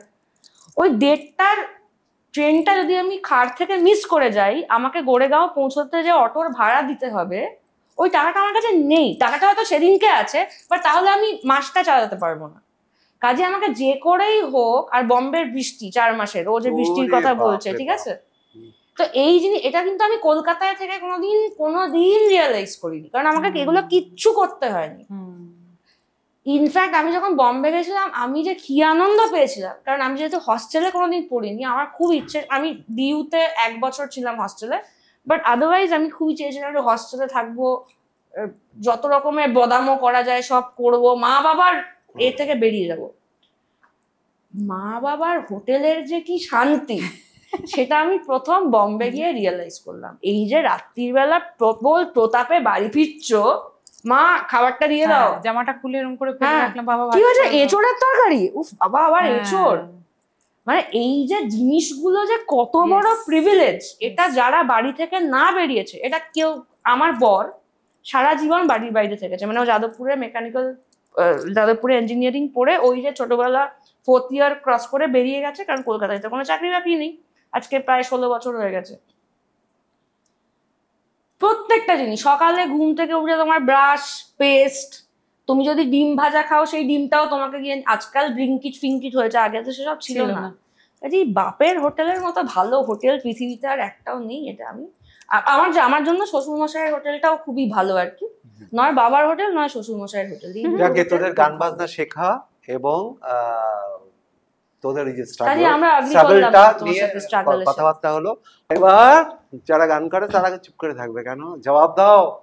জবাব দেব, বাংলা জবাব চাইছি, জবাব দে তো একটা ভালো করে গান গাই, নইলে সুজনদা ছাড়বে না। গাতো একটু বি ফ্ল্যাটটা দে দেখি।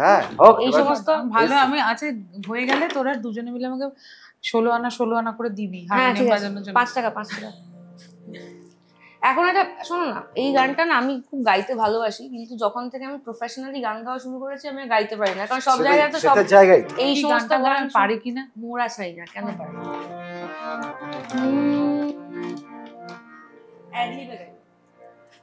सावन भी तो जाए पिहरवा, क्या बात है,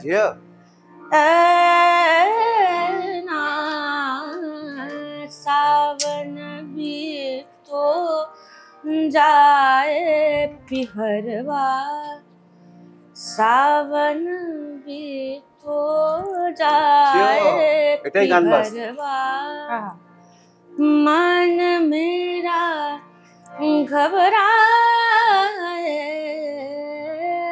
मन मेरा घबराए,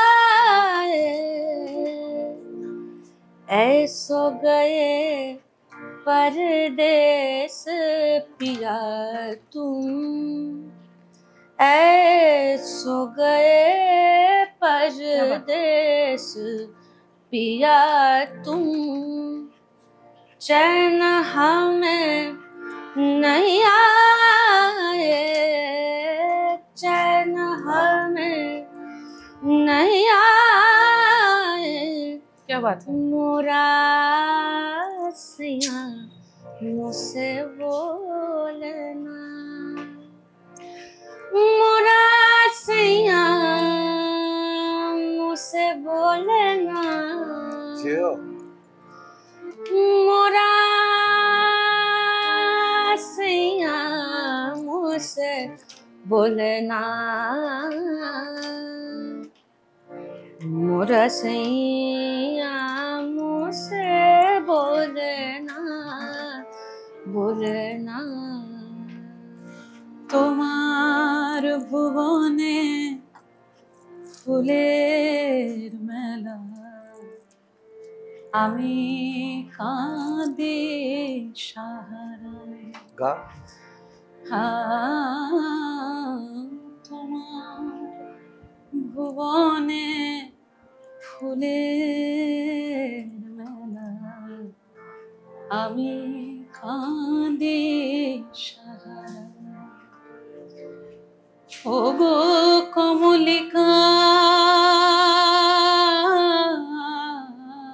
বাহ, ওগো কমলিকা, বুঝিলে না আমি কত অসহায়। তোমার ভুবনে ফুলের বাহ, মেলা, জিও। আমি কাঁদি सहारा, तू जो नहीं तो ऐसे पिया तू, তারপর কি तू जो नहीं तो ऐसे पिया, जैसे सोना गना, जैसे सोना आंगना, जब हम ना होंगे तो पिहरवा, जब हम ना होंगे तो पिहरवा, बोलो क्या तब आओगे, बोलो क्या तब आओगे, বাহ, मुरा सैया मुझसे बोले ना, मुरा सैया मुझसे बोले ना। এই যে যে গানটা গাইলি বাংলা গানটা, হ্যাঁ, আমার তোমার তোমার ভুবনে, কার গাওয়া? অখিল বন্ধু ঘোষ। এইবার হ্যাঁ। ব্যাপারটা হচ্ছে, তোরা জানিস কিনা জানি না, সেটা হচ্ছে অখিল বাবুর বাড়িতে টিয়া পাখি ছিল। আচ্ছা, সেই টিয়া পাখিটা মারা যাওয়ার পর উনি 7 দিন খাবার খান, হ্যাঁ, তারপরেই গানটা বেরিয়েছে। উফ, আমি এটা বলতে চাইছি এই কারণে যে, এটা আমি ওই অন্য জায়গায় আসছি, টিয়া পাখি একটা স্বাদের টিয়া পাখি হ্যাঁ। এসে যখন রেডিও স্টেশন থেকে দেখছে এটা মরে পড়ে চলে আছে, চলে গেছে, উনি 7 দিন ভালো করে খাননি, দরজা বন্ধ করে কারোর সাথে দেখা করেননি। এটা বলার এই উদ্দেশ্য যে কি প্যাশন, কি কষ্ট, কি দুঃখ পেলে এই ধরনের গান গান বাজনা বেরোয়। কম্পোজ করা যায়। হ্যাঁ, এইবার আমি আজকের পার্সপেক্টিভে আসছি যে তোরা যখন গাইছিস, তোদের আশেপাশে এরকম ধর্ষণ, হ্যাঁ নানান কিছু হচ্ছে। আমি এটাকে পলিটিক্যাল ওইটা যেতে চাই না, because it's not a political platform to speak about it. কিন্তু আমরা তো সোসাইটির বাইরে নই রে। যখন এই ধরনের ঘটনা ঘটে, সেটা অভয়া হোক বা এই হোক বা আমাদের দেশের নানান প্রান্তে এটা হতে পারে, সেটা তোদের গান বাজনাকে কতটা এফেক্ট করে, মানে আলাদা আলাদা করে বলতে পারিস? আমার কথা আমি বলতে পারি সুগেন্দা, সেই সময় যখন ওরকম একটা আনফর্চুনেট একটা ইনসিডেন্ট হয়েছিল, সেই সময় আমাদের সারেগামাপা চলছিল, জানি না অনুষ্ঠানের নাম করা যাবে কি না, এবং সেই অনুষ্ঠানে একটি বাচ্চা মেয়ে, ও এসে একবার বিদায় দে মা ঘুরে আসি এই গানটা গেয়েছিল। এমনিতেই মাহলটা এমন একটা থমথমে, মানে কেউ হাসছে না, কথা বলছে না। ওই গানটা হওয়ার পরে মনে হলো কি ভেতরের যত পাথর জমাট, যা যা অন্ধকার গ্লানি যা যা ছিল, সবাই মানে ইনক্লুডিং অল দ্য মানে অডিয়েন্স থেকে শুরু Judges and করে everybody. জাজেস, পার্টিসিপেন্টস, মিউজিশিয়ান, পিসিআর এর ডিরেক্টোরিয়াল টিম, আমরা শুধু 1 ঘন্টা কেঁদেছিলাম। 1 ঘন্টা শুটিংটা হয়নি। হ্যাঁ, এই যে আমরা কাঁদতে পারছিলাম না, এই যে আমরা বলতে পারছিলাম না, মিউজিকটা কিভাবে না একদম টেনে হিচড়ে কাঁদাগুলোকে বের করে নিল, যেন বুঝতে পারলাম। মানে কেন এটা আমি বলছি, কেন কাঁদতে পারছিলি না, কেন বলতে হয় না, পারছিলি না? ভীষণ শখ পেলে মানুষ কি কাঁদতে পারে? হ্যাঁ। পারে তো না, ভীষণ শখ পেলে চুপ করে যায়। ডাম্বস্টার। হ্যাঁ, মানে একদম এটা কি হলো, আমার পার্সোনাল লাইফেও যখন আমার মা চলে যাওয়ার পরে আমি হয়তো কেঁদেছিলাম, আমার বাবাই তো কাঁদতে পারছে না, কারণ মেয়ে কাঁদছে, মেয়েকে সান্ত্বনা দিতে হবে। আমি এখন বুঝি আমার বাবার গ্রিফটা তার শরীর খারাপের মধ্যে দিয়ে বেরোচ্ছে। হয় তো, হ্যাঁ, একদম হয়। হ্যাঁ, তো ওই জন্য আমার মনে হয় যে যদি একটু কেউ কেঁদে ফেলতে পারে, কেউ একটা বলে ফেলতে পারে যে আমার খুব কষ্ট হচ্ছে, প্লিজ লিসেন টু মি। এই যে লিসেন টু মি, তখন আমাদের মনে হচ্ছিল যে ওই গানটা না একদম সব বের করে আনলো একদম ভেতরের, এবং 1 ঘন্টা আমরা শুধু সবাই বসেছিলাম, আমরা শুধু কেঁদেছিলাম। এটা একটা এমন মিউজিক, এমন একটা জিনিস, তোমার না বলা কথাগুলো ও বার করে এমন দাও। হয়ে তোমার হয়ে এমন ভাবে বলে দেবে যে সত্যি সত্যি। না, এবার বলছি তুই তো কাঁদলি, বা যে কষ্ট দুঃখ আমাদের পেন্ট আপ যে ফ্রাস্ট্রেশন দুঃখ, কিন্তু যদি বলতে চাই সোশ্যালি কিছু বলা, মানে তো আমি একটা পলিটিক্যাল কালারে এলাম না।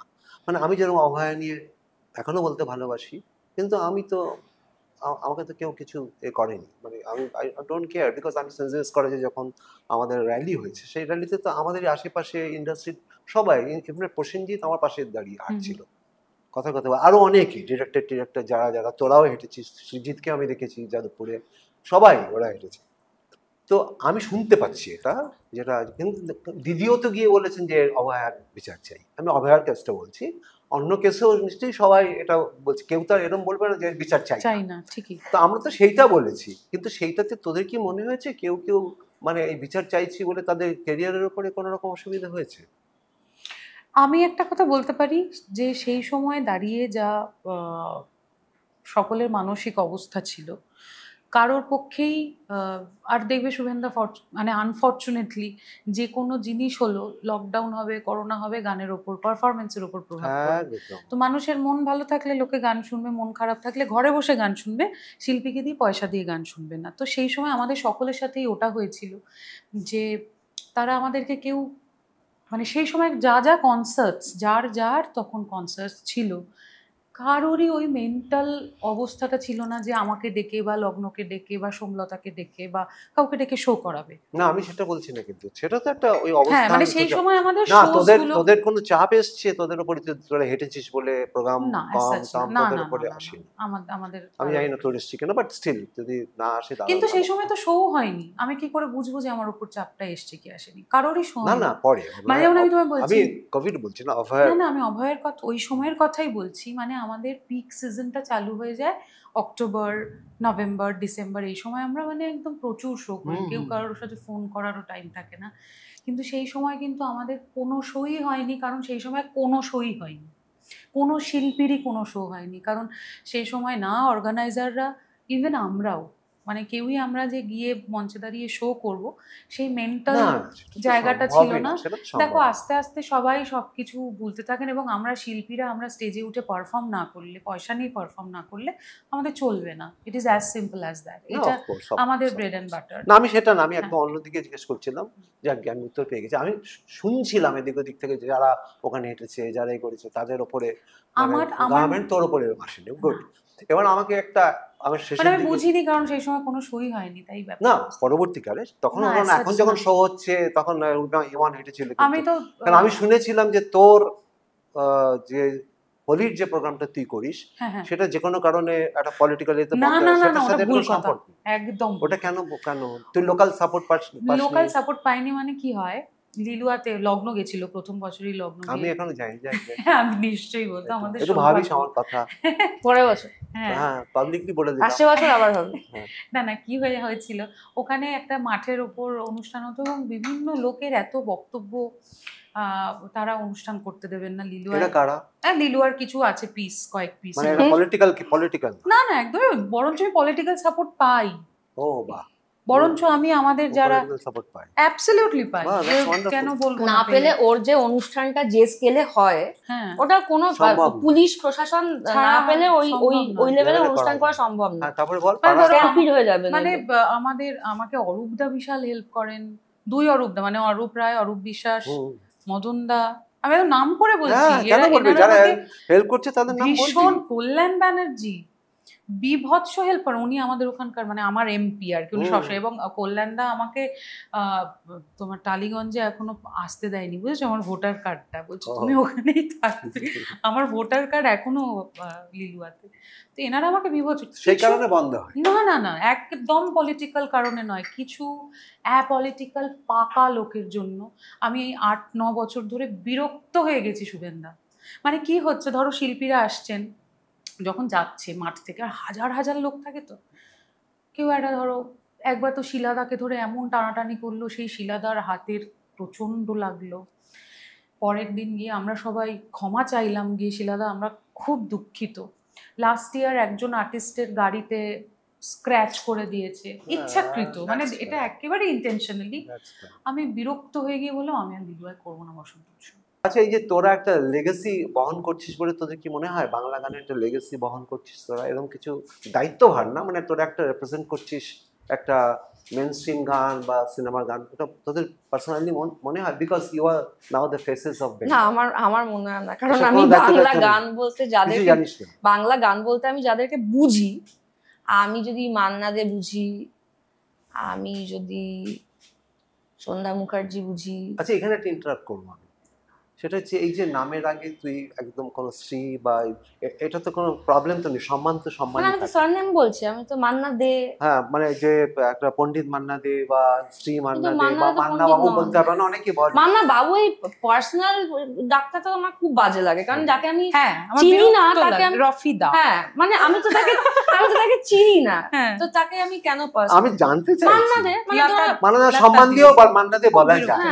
মান্না দে সম্মান দিয়েও বলা, মানে পুরো নামটাই তো একটা, আমার সেটা মনে হয়, হ্যাঁ, আমার হ্যাঁ। সেটা মনে হয় যে সবসময় একেবারে কান ধরতে হবে, এটা কেন? মানে আমাদের কিন্তু আমার কেন জানি না মনে হয় যে ওনারা এমন একটা জায়গায় না, হ্যাঁ যদি একটু এরকম করে হ্যাঁ একটু, মানে একটা জেস্টার, একটা Gesture, ছোট্ট just একটা একটা respect জেস্টার, দাও। হ্যাঁ আমার ওটা হ্যাঁ, বাইরে কি বলছিস আমার বল? সামহাও ওই ব্যাপারটা একটু কম, আর সামহাও আমার ওই বন্ধুও কোনোদিনই আমাকে খুব একটা ওই মানে ওই ব্যাপারটার মধ্যে খুব একটা ঢোকাননি, আচ্ছা, তুই উনি এবার নিজে বল। এসব করতেন। হ্যাঁ, তাই।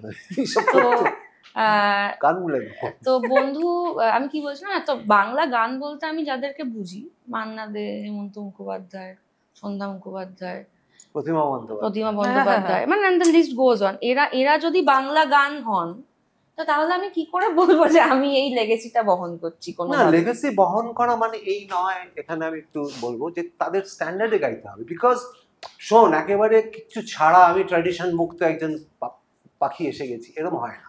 আমি যে তবলাটা বাজাচ্ছি, আমি যদি আমের জানের মতো তবলা না বাজাই, বা আজকে যদি পণ্ডিত স্বপন চৌধুরীর মতো তবলা না বাজাই, তাও আমি ওই লেগেসির মধ্যে আছি। আই এম ক্যারিং ফরওয়ার্ড মাই লখনৌ ঝান্ডা। 6টা ঘরানার মধ্যে লখনৌ ঝান্ডাটা আমার আছে। আমার একটা জিনিস, এবার সেটা আমি কি বাজাচ্ছি আলাদা কথা, কিন্তু প্রাইডটা থাকবে না। কিন্তু লগ্নজিতা, তোর কি মনে হয় না যে হ্যাঁ, তুই একটা, তোর আইডেন্টিটি অনেক মানে খেটে বানিয়েছিস, মানে লগ্নজিতা মার্কেটে একটাই আছে, অফ কোর্স এই সাউন্ডটা, এবং এটা মনে হয় হ্যাঁ না, এটা বেশি ভীষণ মডেস্ট হয়ে গেছে। না, মডেস্ট না, এটা আমি তোকেও বলেছি, বল আমি যে বারবার যে আমার যে বন্ধু বান্ধবদের নাম, এটা একটা ব্যাপার আছে না, নিজে যে আমি না না না কখনো না, ওইটা না, আমি না নিজেকে কোনোদিন ছোট করে দেখি না। হ্যাঁ, দেখবি না, না আমি আর দেখবি না, নেভার কম্পেয়ার। আমি হ্যাঁ পরিষ্কার বলছি, তোরা, আমি এটা বুঝি, এটা আমি বুঝি যে আজকে যদি আমি এতটুকু সোহেন চ্যাটার্জি হয়ে থাকি, সেখানে আমি আমার কিছু আছে যেটা অন্য লোকের নেই। ঠিক ঠিক ঠিক, পরিষ্কার কথা।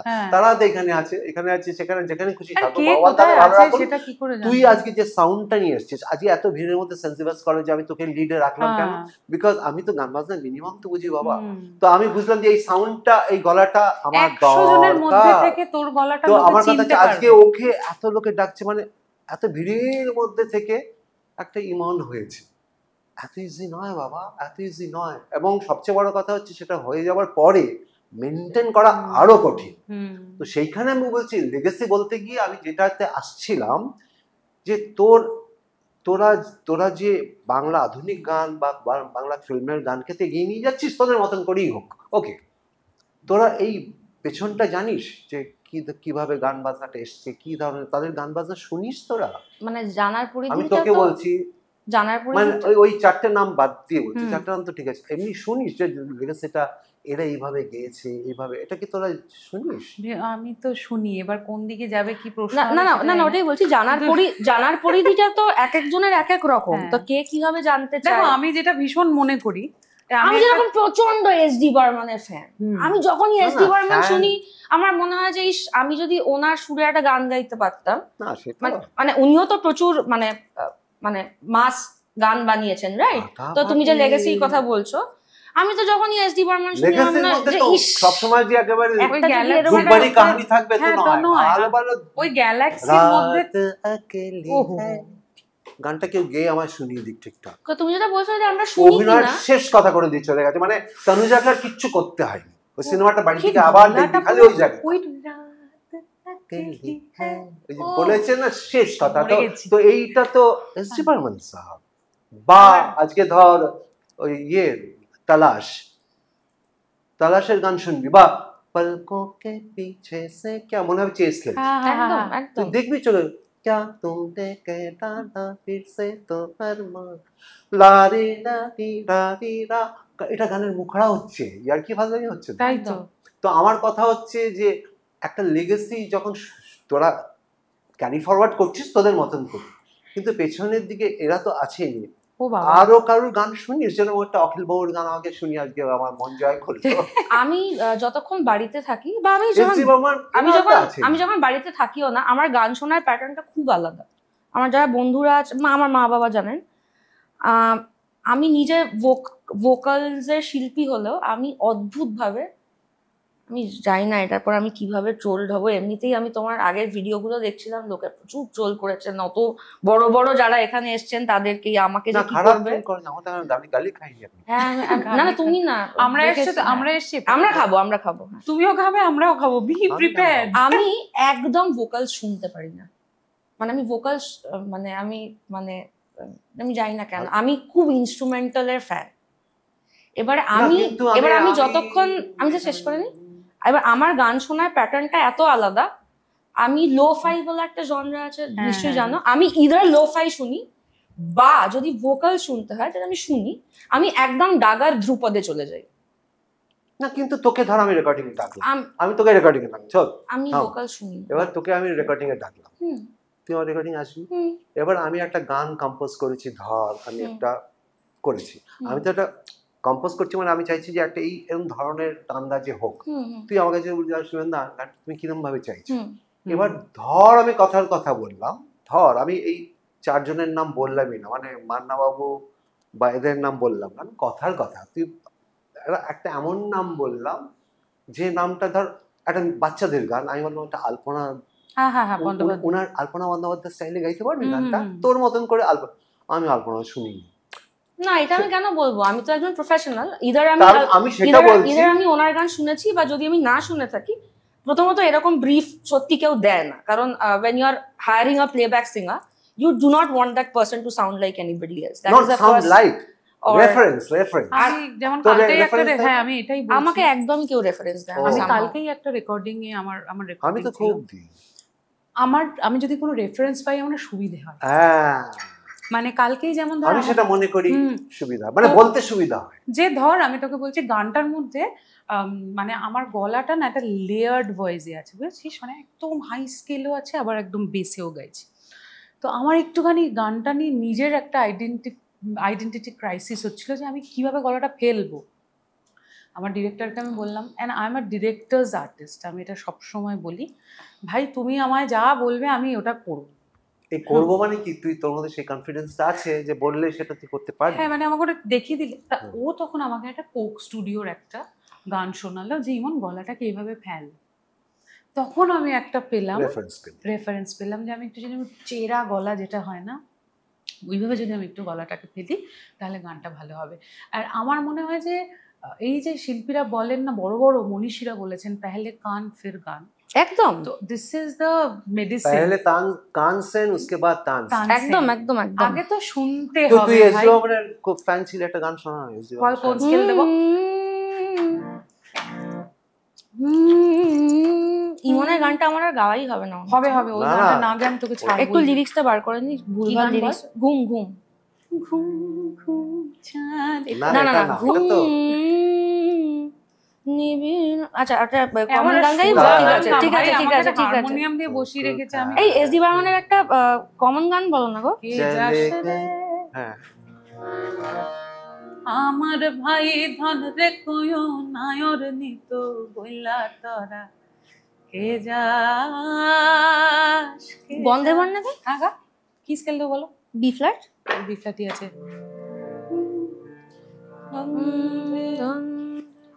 আচ্ছা সি দে তো, এটা তো বেশি হ্যাঁ, ইজি হ্যাঁ। নেই।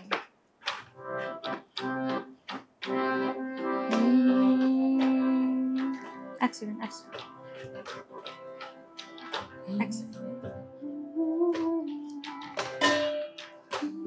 যাবো।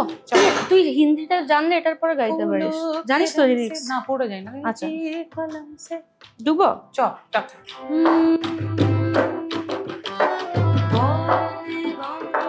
ছন্দে গীতিতে হৃদয়ে দিয়েছ তোলা, রঙেতে রাঙি তুমি, শুধু তুমি, তুমি শুধু তুমি।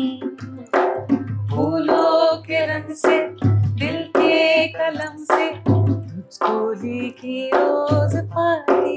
लिरिक्स से बोल। জানি না। कैसे मनाऊं किस किस तरह से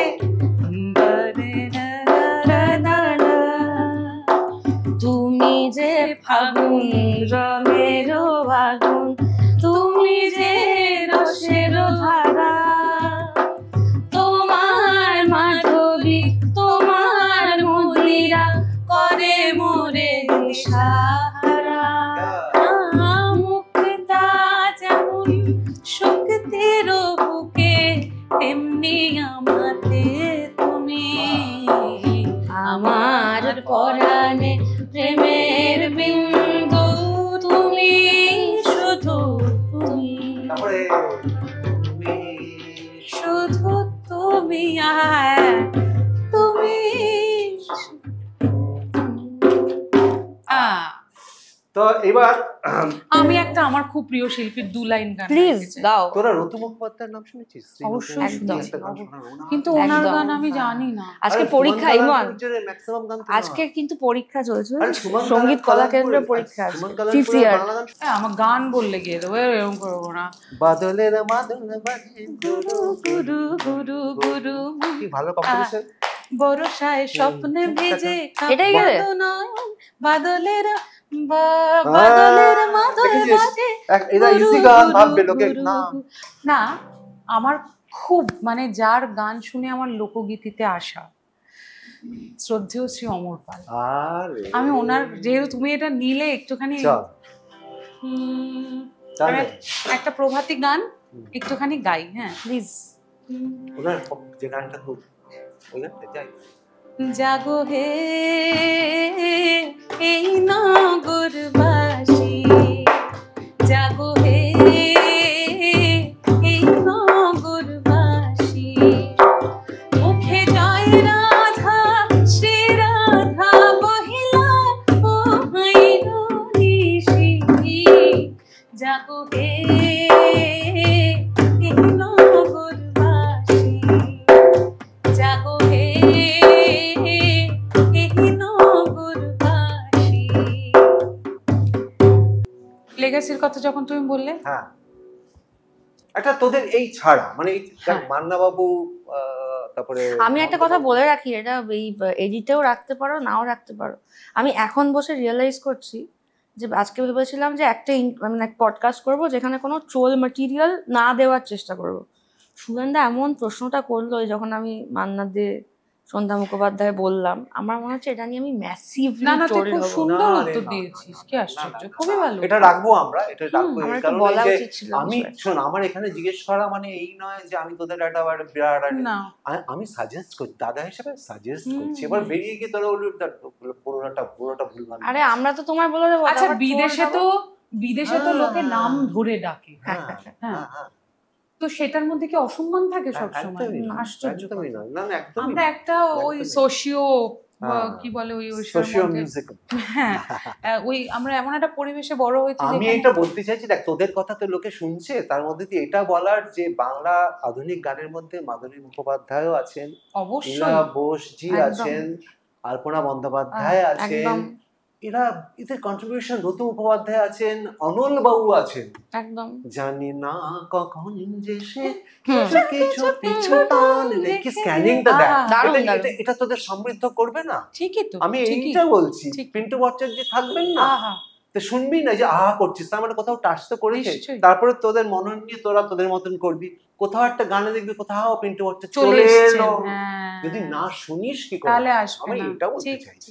চল গা, অল্প করে গাইছি। হ্যাঁ অল্প করে গা, তাল ছাড়াও গাই, তুমিও একটু গেও। তোরা স্ট্যান্ড করে দিচ্ছিস না, আমি ট্রোলড হব, গেস্টদের দেখে নিজেই গান করে যাচ্ছেন। আমার জটিল স্বপ্ন কিনতে পারে, গানা লগ্ন গাইছি, চল। এমন আমি আমার ছবিতে রং মেলাবে, এমন আমি কই আমার স্বপ্ন কিনতে পারে, এমন আমি কই আমার ছবিতে রং মেলাবে, এমন আমি কই। গেও একটু, হ্যাঁ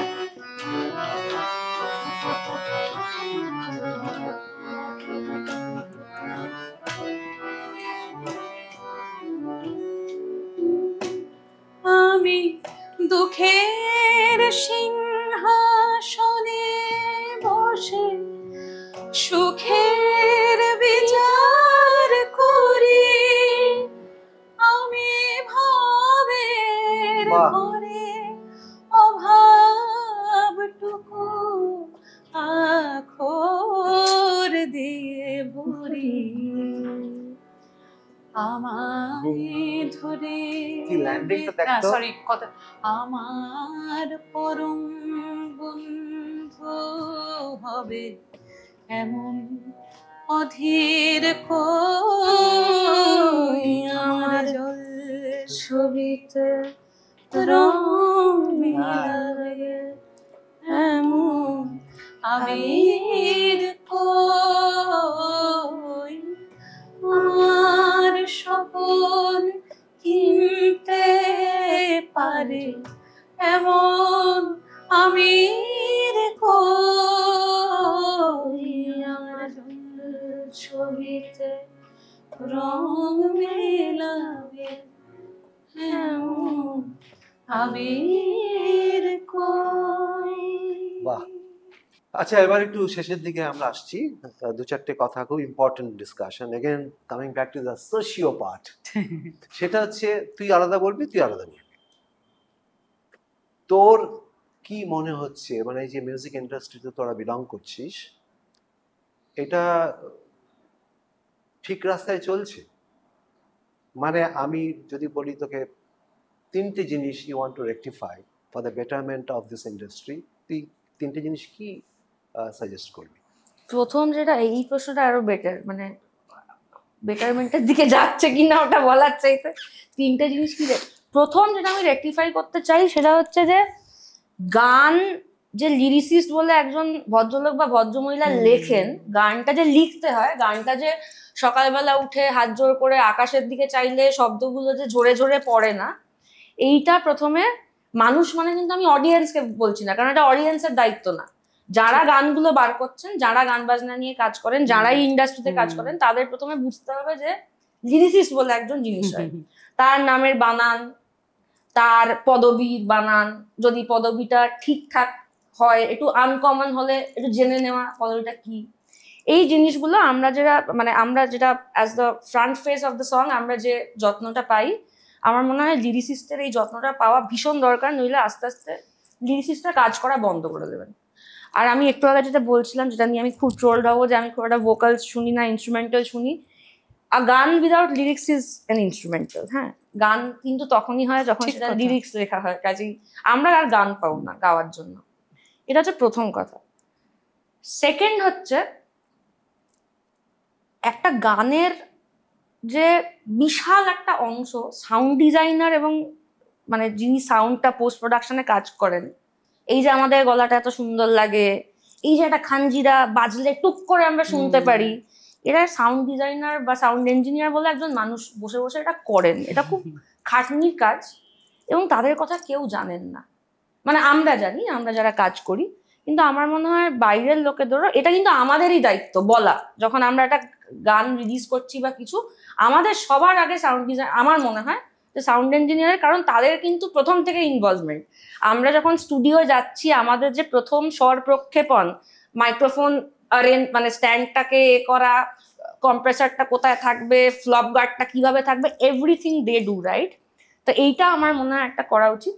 আর থার্ড যেটা, এটা নিয়ে সারা পৃথিবী কথা বলছে, সেটা হচ্ছে যে এই মহিলা আর পুরুষদের মধ্যে একটা পে প্যারিটি আনা উচিত। কারণ ওরা এই স্টারডামের তত্ত্ব দিয়ে যে পে প্যারিটিটাকে জাস্টিফাই করার চেষ্টা করে। এবার আমি বলি, তুই যেটা বললি আমি তোর সাথে 500% একমত, কিন্তু আমি যেটা জানতে চাইছিলাম সেই উত্তরটা আমি পেলাম। এই যে তিনটে না, রেক্টিফিকেশন, এটা তো রেক্টিফিকেশন। আমি বলছি যে ইমপ্রুভমেন্ট অফ মিউজিক, মানে ওভারঅল মিউজিকটা ইন্ডাস্ট্রির, তোরা কি মনে হচ্ছে ঠিক দিশায় যাচ্ছে? সেটাকে ঠিক করতে গেলে কি কি করা দরকার? এইটা আমি বলতে পারবো না, কারণ আমি যেহেতু মিউজিক ডিরেক্টর নই। না, কিন্তু তোর তো বোধ আছে, তুই তো দেখতে পাচ্ছিস যে আমার যেরকম সাজেশন, মানে আমি সাজেশন দেওয়ার কেউ নই এটা বললে হবে না, কারণ তোর 12-14 বছর আমার যেরকম এটা সাজেশন দাও। আমার যেরকম একটাই অবজারভেশন, সেটা আমার প্রথম দিন থেকেই ছিল। ধরো আজকে যে আমরা এই যে এতগুলো, মানে থ্যাঙ্কস টু ইমন, আমরা যে এতগুলো পুরোনো গান গাইলাম, তুমি দেখবে এটা আমার অ্যাজ আ ভোকালিস্ট ভীষণ সমস্যা হয়। আমরা যখন রবীন্দ্রসঙ্গীত গাই, বা এই যে বন্দে গন্ধে যে গানটা গাইলাম, বা আমার স্বপন, আমরা যখন এই গানগুলো গাই তখন কিন্তু আমাদের কোনো ইনস্ট্রুমেন্ট লাগে না। আমরা যদি খালি গলাতেও গানটা গাই, গানটা গানের মতোই শুনতে লাগে। আজকালকার গানের একটা সমস্যা হচ্ছে, গানগুলো না খুব গিটার সেন্ট্রিক হয়ে গেছে।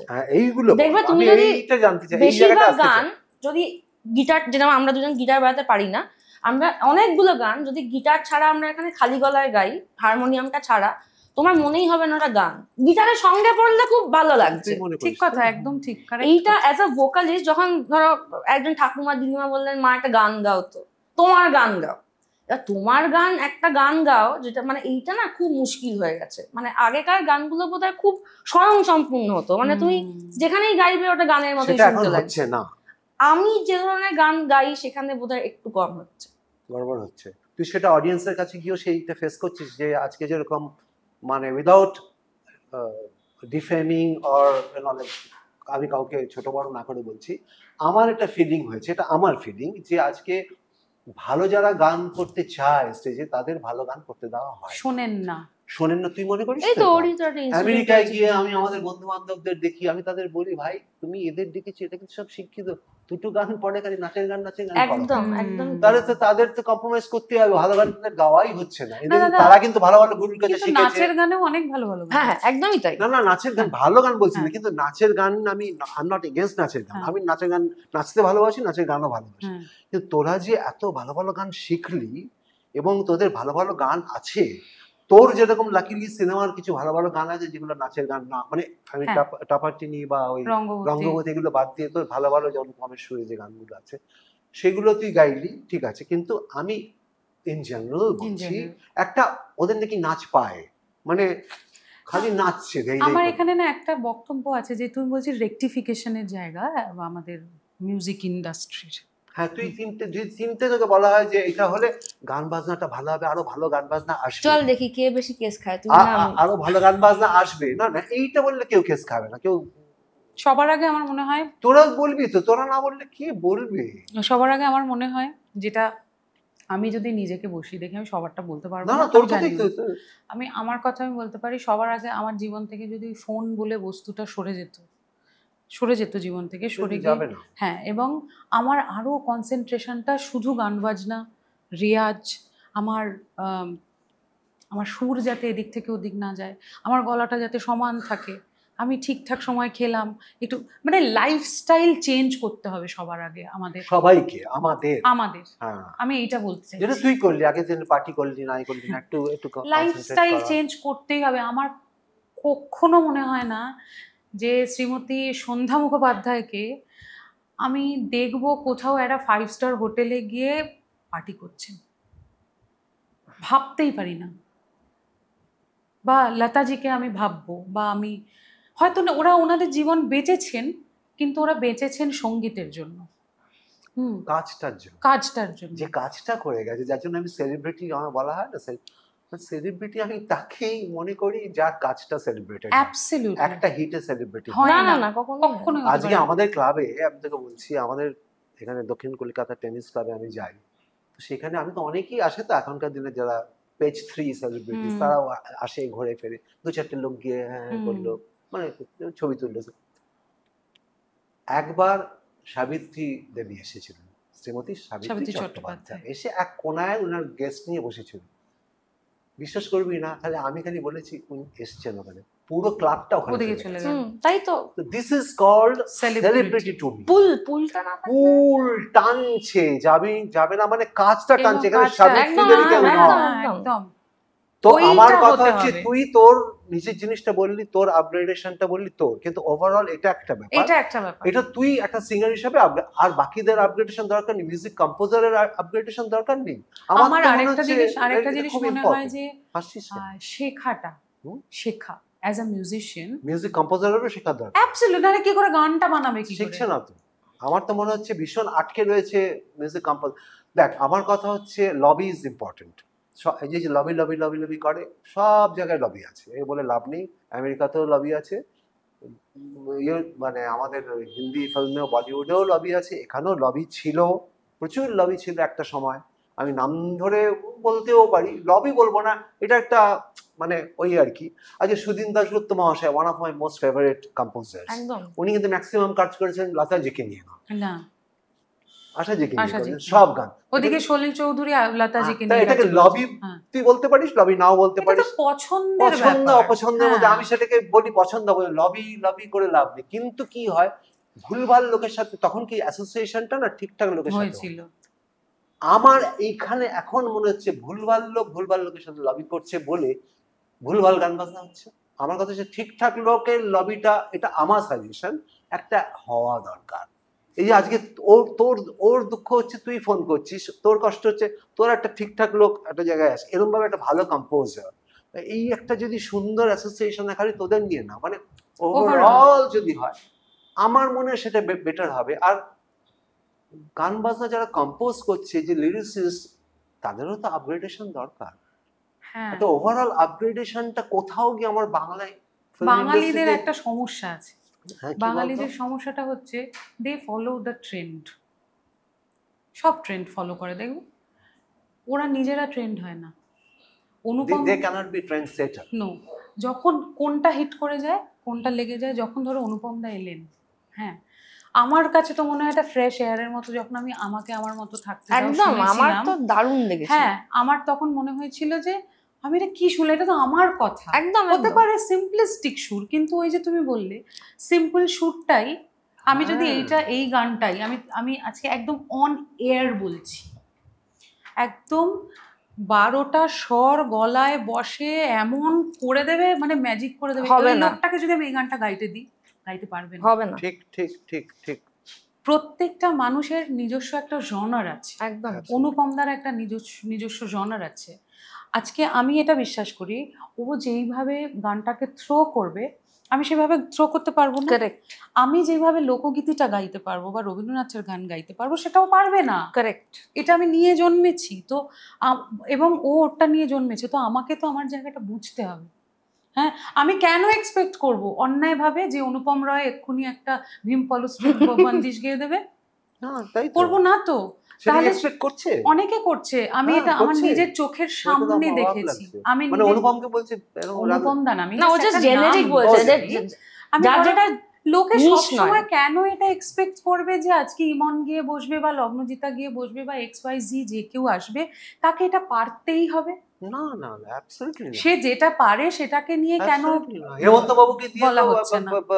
আমি যে জলসা করে হয় হয়নি? বা আবার ধরো হেমন্ত মুন্নি বাবু যা বদনাম করে যদি ওনাকে দিয়েছে। গাইতে হতো, হ্যাঁ। ওনাকে যদি মুন্নি বদনাম গাইতে হতো ধরো, হ্যাঁ হ্যাঁ হ্যাঁ। বাট শ্রেয়া ঘোষাল তো গেয়েছে, না, রাইট? আজকে বিকজ ইটস তোকে আ ডিফিকাল্ট বলছি, সং টু সিং। আজকে তোরা দেখেছিস সিনেমাটা? ফ্রি বলে একটা সিনেমা হুম। ছিল, নচিকেতা বাবুর অসামান্য গান হুম, সব। হুম, আমরা তো তখন হলে গিয়ে গান শুনতাম, কাঁদতাম হ্যাঁ, বাংলা হ্যাঁ, ভাষা, হ্যাঁ, মানে আমরা ওইটা দেখে এসেছি তো, হুম। ওই জন্য আমাদের এখন কষ্ট হয় হুম। যে ভালো ভালো গানগুলো হারিয়ে যাচ্ছে, খালি নাচের গান।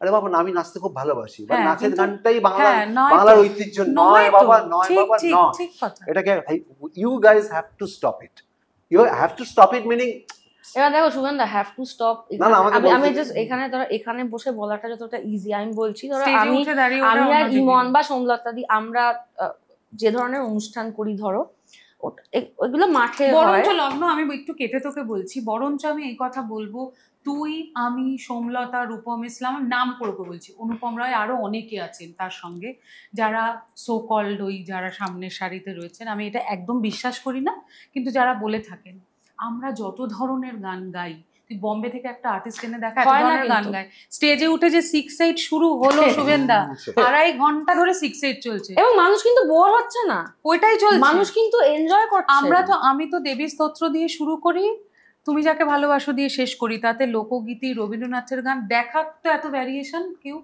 না না, সেটা তো তোর তো আছে বলেই তো হ্যাঁ। তোদের ডাকা। হ্যাঁ, তো তোদের আমি তো আড্ডা এটাই মারছে, বলছি। এটাই তো। এবার ধরো যেটা আমি কিন্তু আমরা বলছিলাম, বড্ড জাজড হই, আমাদেরকে লোকজন বড্ড জাজ করে না না, ফেলে সেই জাজমেন্ট দেখে এও হয়েছে। এবং আমি- ভেবে ফেলে যে এরা কিছু জানে না। না, আমি সেটাই আমি বলছি। আমি আমি যেটা ছোট্ট ঘটনা বলছি, আমার অনুষ্ঠানে গিয়ে আমি ওর কথা বললাম, আমি বালুরঘাটে এই কিছুদিন আগে একটা অনুষ্ঠান করতে গেছিলাম, সকালবেলা অনুষ্ঠান, দোলের সময় গেছিলাম, সকালবেলার অনুষ্ঠান। আর যেটা বলছিলাম যে ধরো আমরা বা সোমলতা দিয়ে আমরা যে ধরনের অনুষ্ঠান করি, সেখানে তো 5,000 ক্রাউডটা কোনো ক্রাউডই না, একদমই মানে না। 5,000 তো হয়ই। হ্যাঁ, তুমি অত লোকের সামনে দাঁড়িয়ে স্টেজে কি করবে বলো তো? তুমি স্টেজে কি করবে? তো কারণ দেখো, লেখার দায়িত্বই তুমি হবে। শুরুতে বলেছো যে অডিয়েন্স হচ্ছে ঈশ্বর, হুম। তাই না? এবার হুম। আমার সামনে যারা নাচ দেখতে চাইছেন বা নাচ করতে চাইছেন, তারাও কিন্তু ঈশ্বর। Of আর course, যদি ঈশ্বর না নিশ্চয়ই। হন, যদি ঈশ্বর নাও হ্যাঁ। হন, তাদের রাগ আছে, সবকিছু আছে, ঠিক আছে। আর এখন তো সবার হাতে ফোনও আছে। এই তোর ঘটনাটা ঘটলো, তারপরে আমি বালুরঘাট গেলাম। আমার অনেক ঘটনা। আরে তোর যেটা ওই হিন্দি গানের যে ঘটনাটা হ্যাঁ। ঘটলো, তারপরে আমি কি বালুরঘাটে ঘটনাটা বল তুই? বলছি, তুমি জানো না এটা? কি হয়েছে? ওই ভদ্রলোককে তুই গালি দিয়েছিল, গালি বকেছিলি? না না, ওকে ওই হিন্দি গান গাইতে বলছিলাম না, ওটা হ্যাঁ। না না, বাংলা গান। আমার সিচুয়েশন পুরো অন্য, হ্যাঁ। তুই বলে নে তারপরে আমি বলবো। এবারে আমি এরকম অনুষ্ঠান করছি, একদম সুন্দর ভদ্র ক্রাউড, কোনো অসুবিধা নেই, গানের অনুষ্ঠান হচ্ছে একজন বয়স্ক ভদ্রলোক, তুমি বলছো আজকের জেনারেশন, একজন বয়স্ক ভদ্রলোক, আমার বাবার থেকে বড় উনি এসে আমার গিটারিস্টকে এত জোরে বলছেন যে আমার কানে ইনিয়ার পরার পরেও আমার সেন্টার স্টেজ অব্দি, মানে ওনার গলাটা আমার কানে আসছে ইনিয়ার পরেও। তার মানে উনি তো ভদ্রলোক নয়। নন, জানি না, কখনোই নন, হতেই পারে উনি না। ভদ্র, তুই আবার এত বিনয়ী হয়ে হ্যাঁ। ভদ্র উনি বলছিস। এসে সম্রাটকে বলেই যাচ্ছেন এবং বলেই যাচ্ছেন এটা নাচের গান, এটা নাচের গান, আর সম্রাট বলেই যাচ্ছে যে আপনি একটু দাঁড়ান, পরে কথা বলছি। আমি তারপর স্টেজে বললাম যে কিছুদিন আগে আপনারা ইমনের ওটা দেখলেন, আপনারা কি এবার ধরো এই যে আমি রেগে গিয়ে যে কথাটা বললাম, ওটা কিন্তু ভাইরাল ক্লিপ হয়ে যাবে। হুম। তার আগে উনি যে 15 মিনিট ধরে কি ওখানে করেছেন দাঁড়িয়ে তোর সাথে? এমন চিৎকার হ্যাঁ। করছেন যে আমি ওখানে স্টেজে আমার কাছে আসছে। আর ও তো তোকে যখন বুক করে কেউ, তোকে জেনে শুনে বুক করে না, এক্স্যাক্টলি, এটা এটাই তো কি গায়? তুই গানটা বললাম, না, এক্স্যাক্টলি। মানে আপনাকে হ্যাঁ। তুলে দিলাম, আমার যা কিছু করুন না। কি আর কি হচ্ছে না? এবং ঠিক অনেক আছে। জায়গায় ও তোরা জানে taken আমাদের for কিন্তু granted সং হোক। লিস্ট তো চায়। ভীষণ হই জানো তো, হ্যাঁ, এটা বলতে এই মানে জায়গাটা, আমি মানে তোমাকে বলছি এই how যে how are you guys taken for granted ওরা by মনে- both the organizers and the audience? কি হয়, অনেকে এতদিন ধরে কোনো না স্টেপ নেননি, অনেক শিল্পীরা একদম তাই। কোনো কথা বলেননি, কম্প্রোমাইজ করে। কম্প্রোমাইজ করেছে, যা বলেছে করেছে, যা আমি ওনাদের মানে জাজ করছি না, কিন্তু এটা হয়েছে। এটার ফলে কি হয়েছে, ধরো আমি যদি বলি যে আমার শো করতে গেলে এটা এটা লাগবে, না হলে আমি যাব না, তখন বলবে "উমা, এই ওকে তো-" এই নামগুলো নেন, সিনিয়রদের নাম, হুম। এবং তারপর বলেন যে ও তো ওনার তো এটা- লাগে না, তুমি কে? তুমি কে? আচ্ছা, আমি কে? তাহলে আমায় ভাই দেখো না, তোমার আমাকে লাগবেও। আচ্ছা, আমাকে লেগে তুমি কি ভাবছো আমি স্টেজে উঠে মুন্নিবাদ নাম হয়ে গাইবো তো না, আমি তো তোর আমার তো নাচের গান প্রচুর হ্যাঁ, হিট গান হ্যাঁ, আছে। আমি তো আমার তোকে গানগুলো নিয়ে গাই। তো কোনো চাপ নেই। ওর কিন্তু ও তো কোনো- কিন্তু ও তো স্বকীয় গানগুলো গাইবে না, না, না, তারপরেও অসিওতে তো ওর প্রচুর, দেখ ওর সুবিধাটা এটাই হচ্ছে, আমি আজকে জীবনে একটু ঢেড়াও তুমি ভাবো ওর সুবিধা হওয়ার পরে ওকে অন্যভাবে বিরক্ত করে, সো বেসিক্যালি লোকে বিরক্ত করে। বিরক্তটা তো ওটা তো চুলকুনি, না না, ওটা আমাকে ওটা না তো- একটু রাগি রাগি দেখতে তো লগ্ন আমাকে অত বিরক্ত করতে পারে না, বুঝেছিস তো? না না না, ও দেখ ওটা তুই ছাড়, আবার ওটা এখন রুদ্রাক্ষ ফুদ্রাক্ষ পরে নিয়েছে আর কিচ্ছু বলে না আমাকে। বিরক্ত করাটাকে নিয়ে স্টেজের মধ্যে তোরা এত লোক ফেস করছিস, সেই, বিরক্ত ওটাই নিয়ে তো। কোনো চিন্তিত না হয় ভালো। কিন্তু আমার বক্তব্য হচ্ছে, আমার পার্সোনালি 2-3টে জিনিসে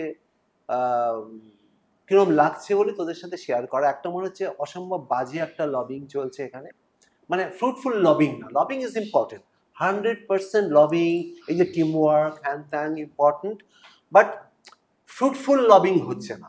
আমার এটা ব্যক্তিগত, তোরা বলতে পারিস না বলতে পারিস, যা কিছু করতে পারিস, আমার অসুবিধা নেই, কিন্তু এটা হচ্ছে, যার জন্য আরো ভালো গান বাজনা হচ্ছে না। সেটা ডিরেক্টর, ফিল্ম ডিরেক্টর হতে পারে, মিউজিক্যালি আমি এটাকে বলি handicapped directors, mostly musically handicapped producers, গান বাজনা কিছু জানে না, খালি নাচের গান প্রমোট করে যাচ্ছে। আরে ভালো গান প্রমোট করো। আমার কথা হচ্ছে, শুনবে না, আজকে বহুরূপী দেখতে গেছি, তুই চিন্তা কর, বহুরূপী 2টো গান যে হিট হয়েছে, দারুণ গান, নাচের গান হয়েছে সব। কিন্তু আমি আমাদের পডকাস্টে না, আমাদের পডকাস্টে যেটা শ্রেয়ার যে ইমনের উপরে যে কম্পোজিশনটা, কি একটা ভালো গান আজকে অনুপম একটা প্রেজেন্ট করলো, এত সেই গানটাকে প্রমোটই করা হলো না। কি বলতে, কি তুইও দেখে বলছিস অপূর্ব, তুই শুনে দেখ কি ভালো একটা গান। আমি ইমনকে এইকে বললাম, অনুপমকে বলে, শুনে কি করবো বলো, কষ্ট করে গানটা করলাম, এত কষ্ট করে রিহার্স করে মানে শ্রেয়া গানটা গাইলো, সেটাকে প্রমোট করার দায়িত্ব প্রডিউসারের নেই, ডিরেক্টরের নেই। আমি এই লবিংটাকে, আমি এই ক্যালকুলেশনটা আমার মাথায় ঢোকে না। ওই ভালো গানটা যদি যেত, কথার কথা বলছি, তাহলে 4টে বাচ্চা যারা শ্রেয়া মানে বলে না, মানে শ্রেয়া ঘেঁষা গান করছে, তারা তো এই গানটা করলে 4টে লোক শুনতে পারত। ঠিকই তো। আজকে তোর এই গান, যেটা তুই অ্যাওয়ার্ড পেয়েছিস, ন্যাশনাল অ্যাওয়ার্ড পেয়েছিস, যে গানটা, বা তোর ভালো ভালো যে গান আছে, আমি অনেক কম্পিটিশনে গিয়ে, আমি যখন জাজমেন্ট করতে গেছি, আমি দেখেছি গান গাইছে, তার মানে কি বাচ্চারা ভালো গান গাইতে চাইছে। তোর গান আমি শুনেছি, এই বসন্ত এসে গেছে, বা তোর এই গানটা বল, প্রেমে পড়া বারণ, তাহলে কি করে এটা হলো? তার মানে আমরা একটু ওই সাইডটাও ধ্যান দিই, এই গানটা করা দরকার, প্রডিউসার ডিরেক্টরটা এতদিন না আমি না বলতাম না, এখন আমি না বলে দিই। এইটা বল একটু, আমি এই গানটা না আমার ভালো লাগছে না, বা আমি গাইবো না।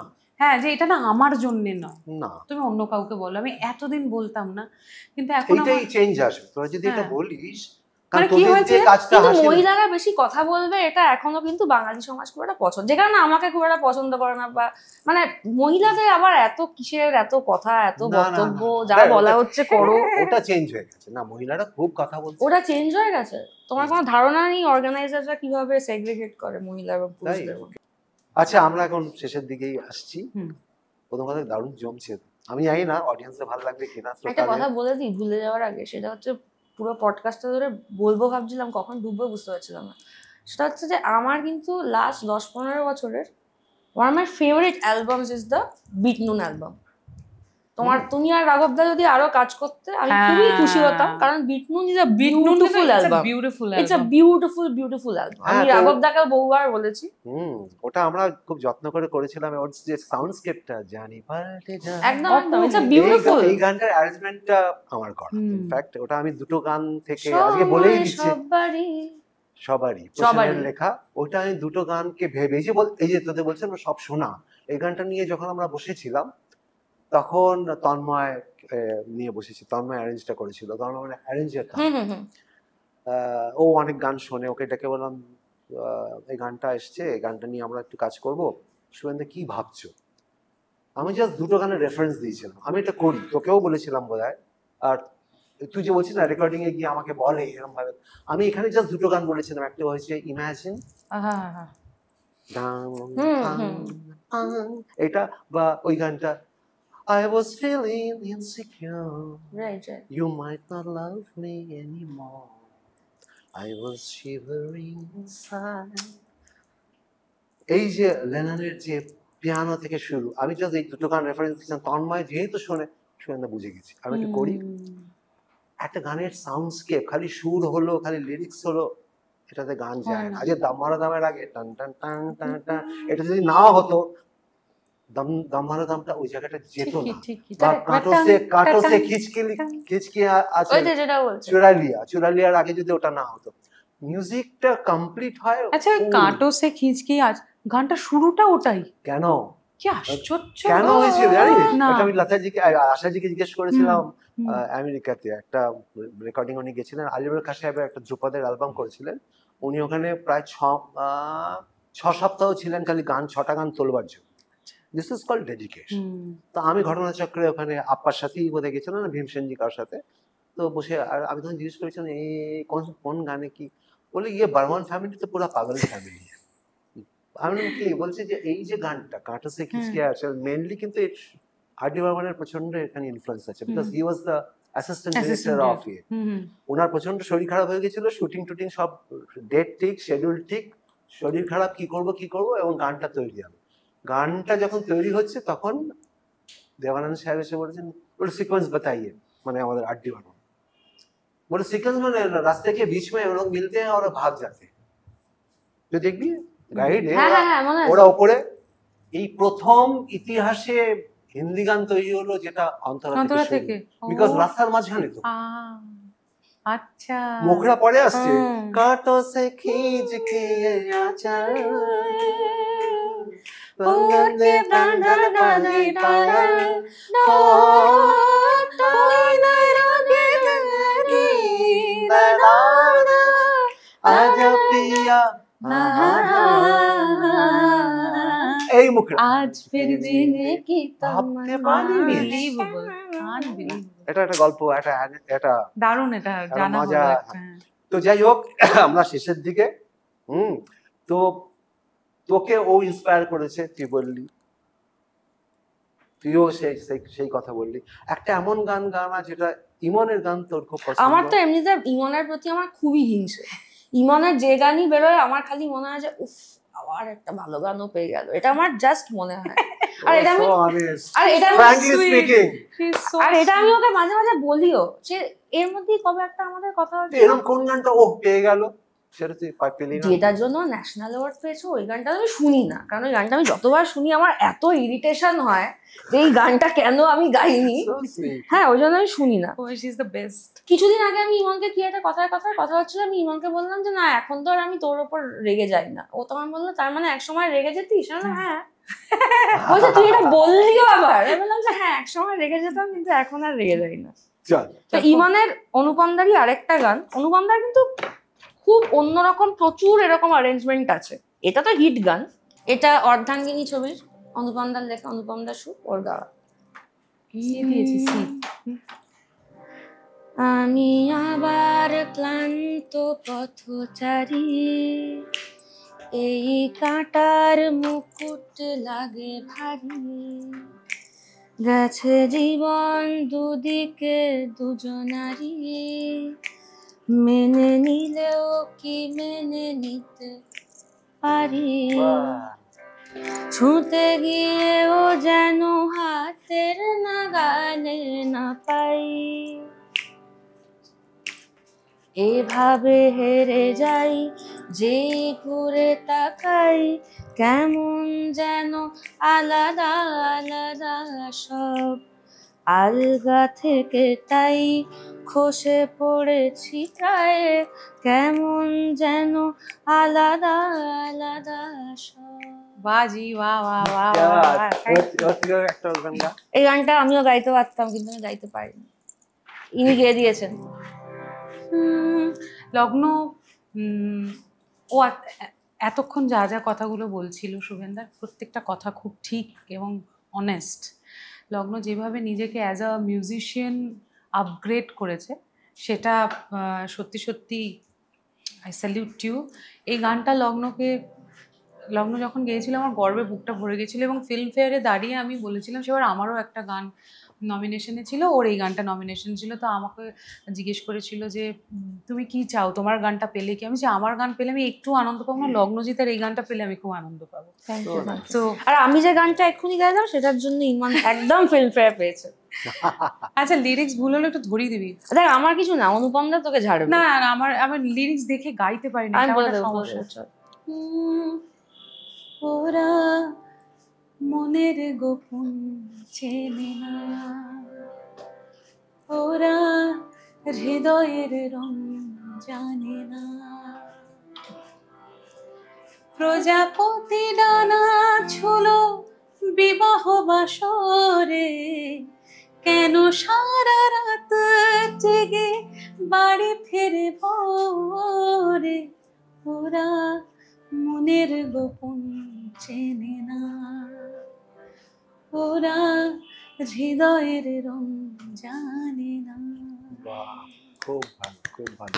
আমরা শেষ করব তোদের দুজনে আমি একসাথে। শেষ করার আগে একটা কথা বলবো, এটা হচ্ছে আমরা দুজনেই অনুপমদার ফাইন্ড, মানে ইন দিস কমার্শিয়াল মিউজিক একটা ওয়ার্ল্ড। কম্পোজারের কাছে এর থেকে ভালো কি হতে পারে যে আর অনুপমদাকে ওদের মতো নির্লিপ্ত দুজনকে- একটা লোক, আমি না অনুপমদার মতো নির্লিপ্ত লোক দেখি। অনুপমদাকে যদি তুমি বলো যে অনুপমদা এটা দারুণ হয়েছে এই গানটা, বাহ। অনুপমদা বলবে আমি কিছুদিন আগে অনুপমদার একটা ইন্টারভিউ দেখছিলাম, আর অনুপমদা ওখানে একটা কথা বলেছে, ওরা শুনে আমি এত খুশি হয়েছি।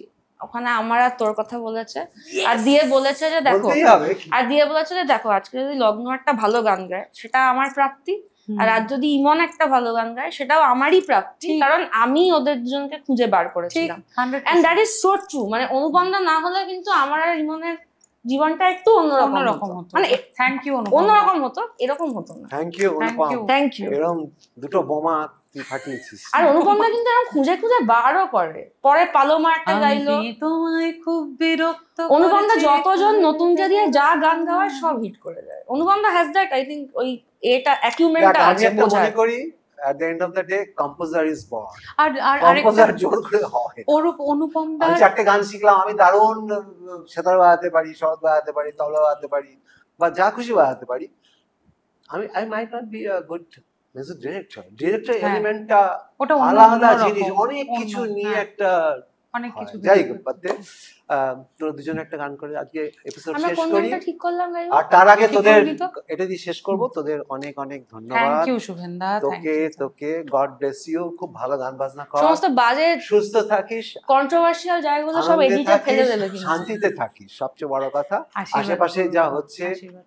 সঙ্গে নিয়েই চলতে হবে, but you have to be aware about Yes, everything, yes. Socially concerned হবি, যেখানে কথা বলবি, হ্যাঁ, বলার দরকার আছে, বিকজ তোদের কথা ইম্পর্টেন্ট।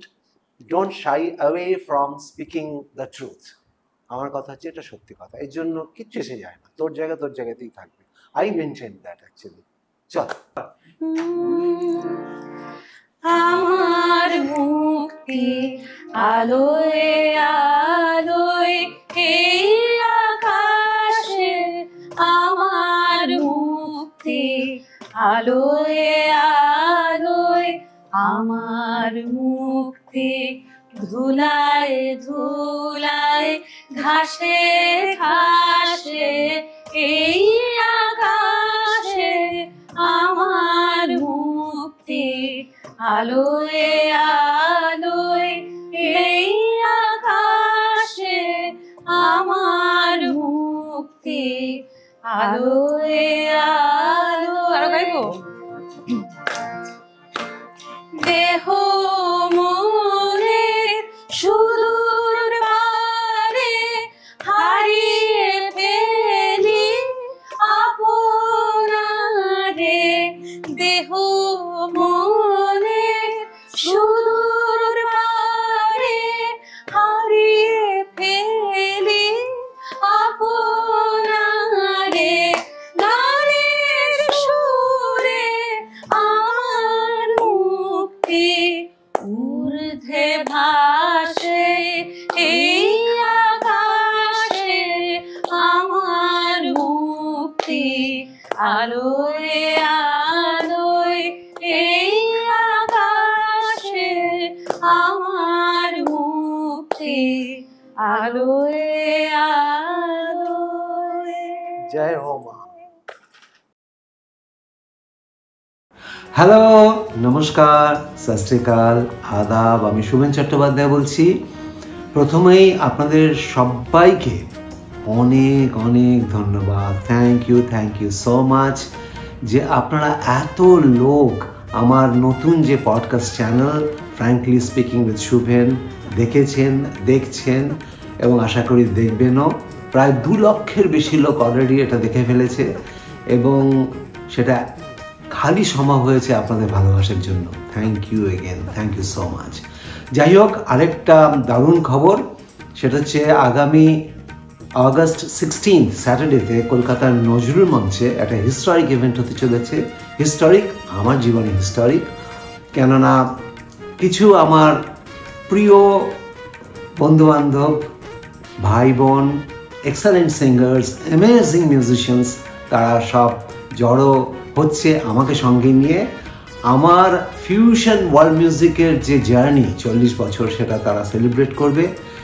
আর এই পুরো প্রোগ্রামটা প্ল্যান করছে আলগাস ইভেন্টস, দেবাশিস, আমার প্রিয় ভাই। টিকিটস অলরেডি বেরিয়ে গেছে বুক মাই শোতে, আপনারা সবাই টিকিট সংগ্রহ করুন, কেননা অলরেডি 50% টিকিট সোল্ড আউট হয়ে গেছে। তো টিকিটের লিঙ্ক এর সাথে পাবেন, আমার ভিডিওর সাথে পাবেন। Keep sharing, keep loving, spread good music. জয় হোক।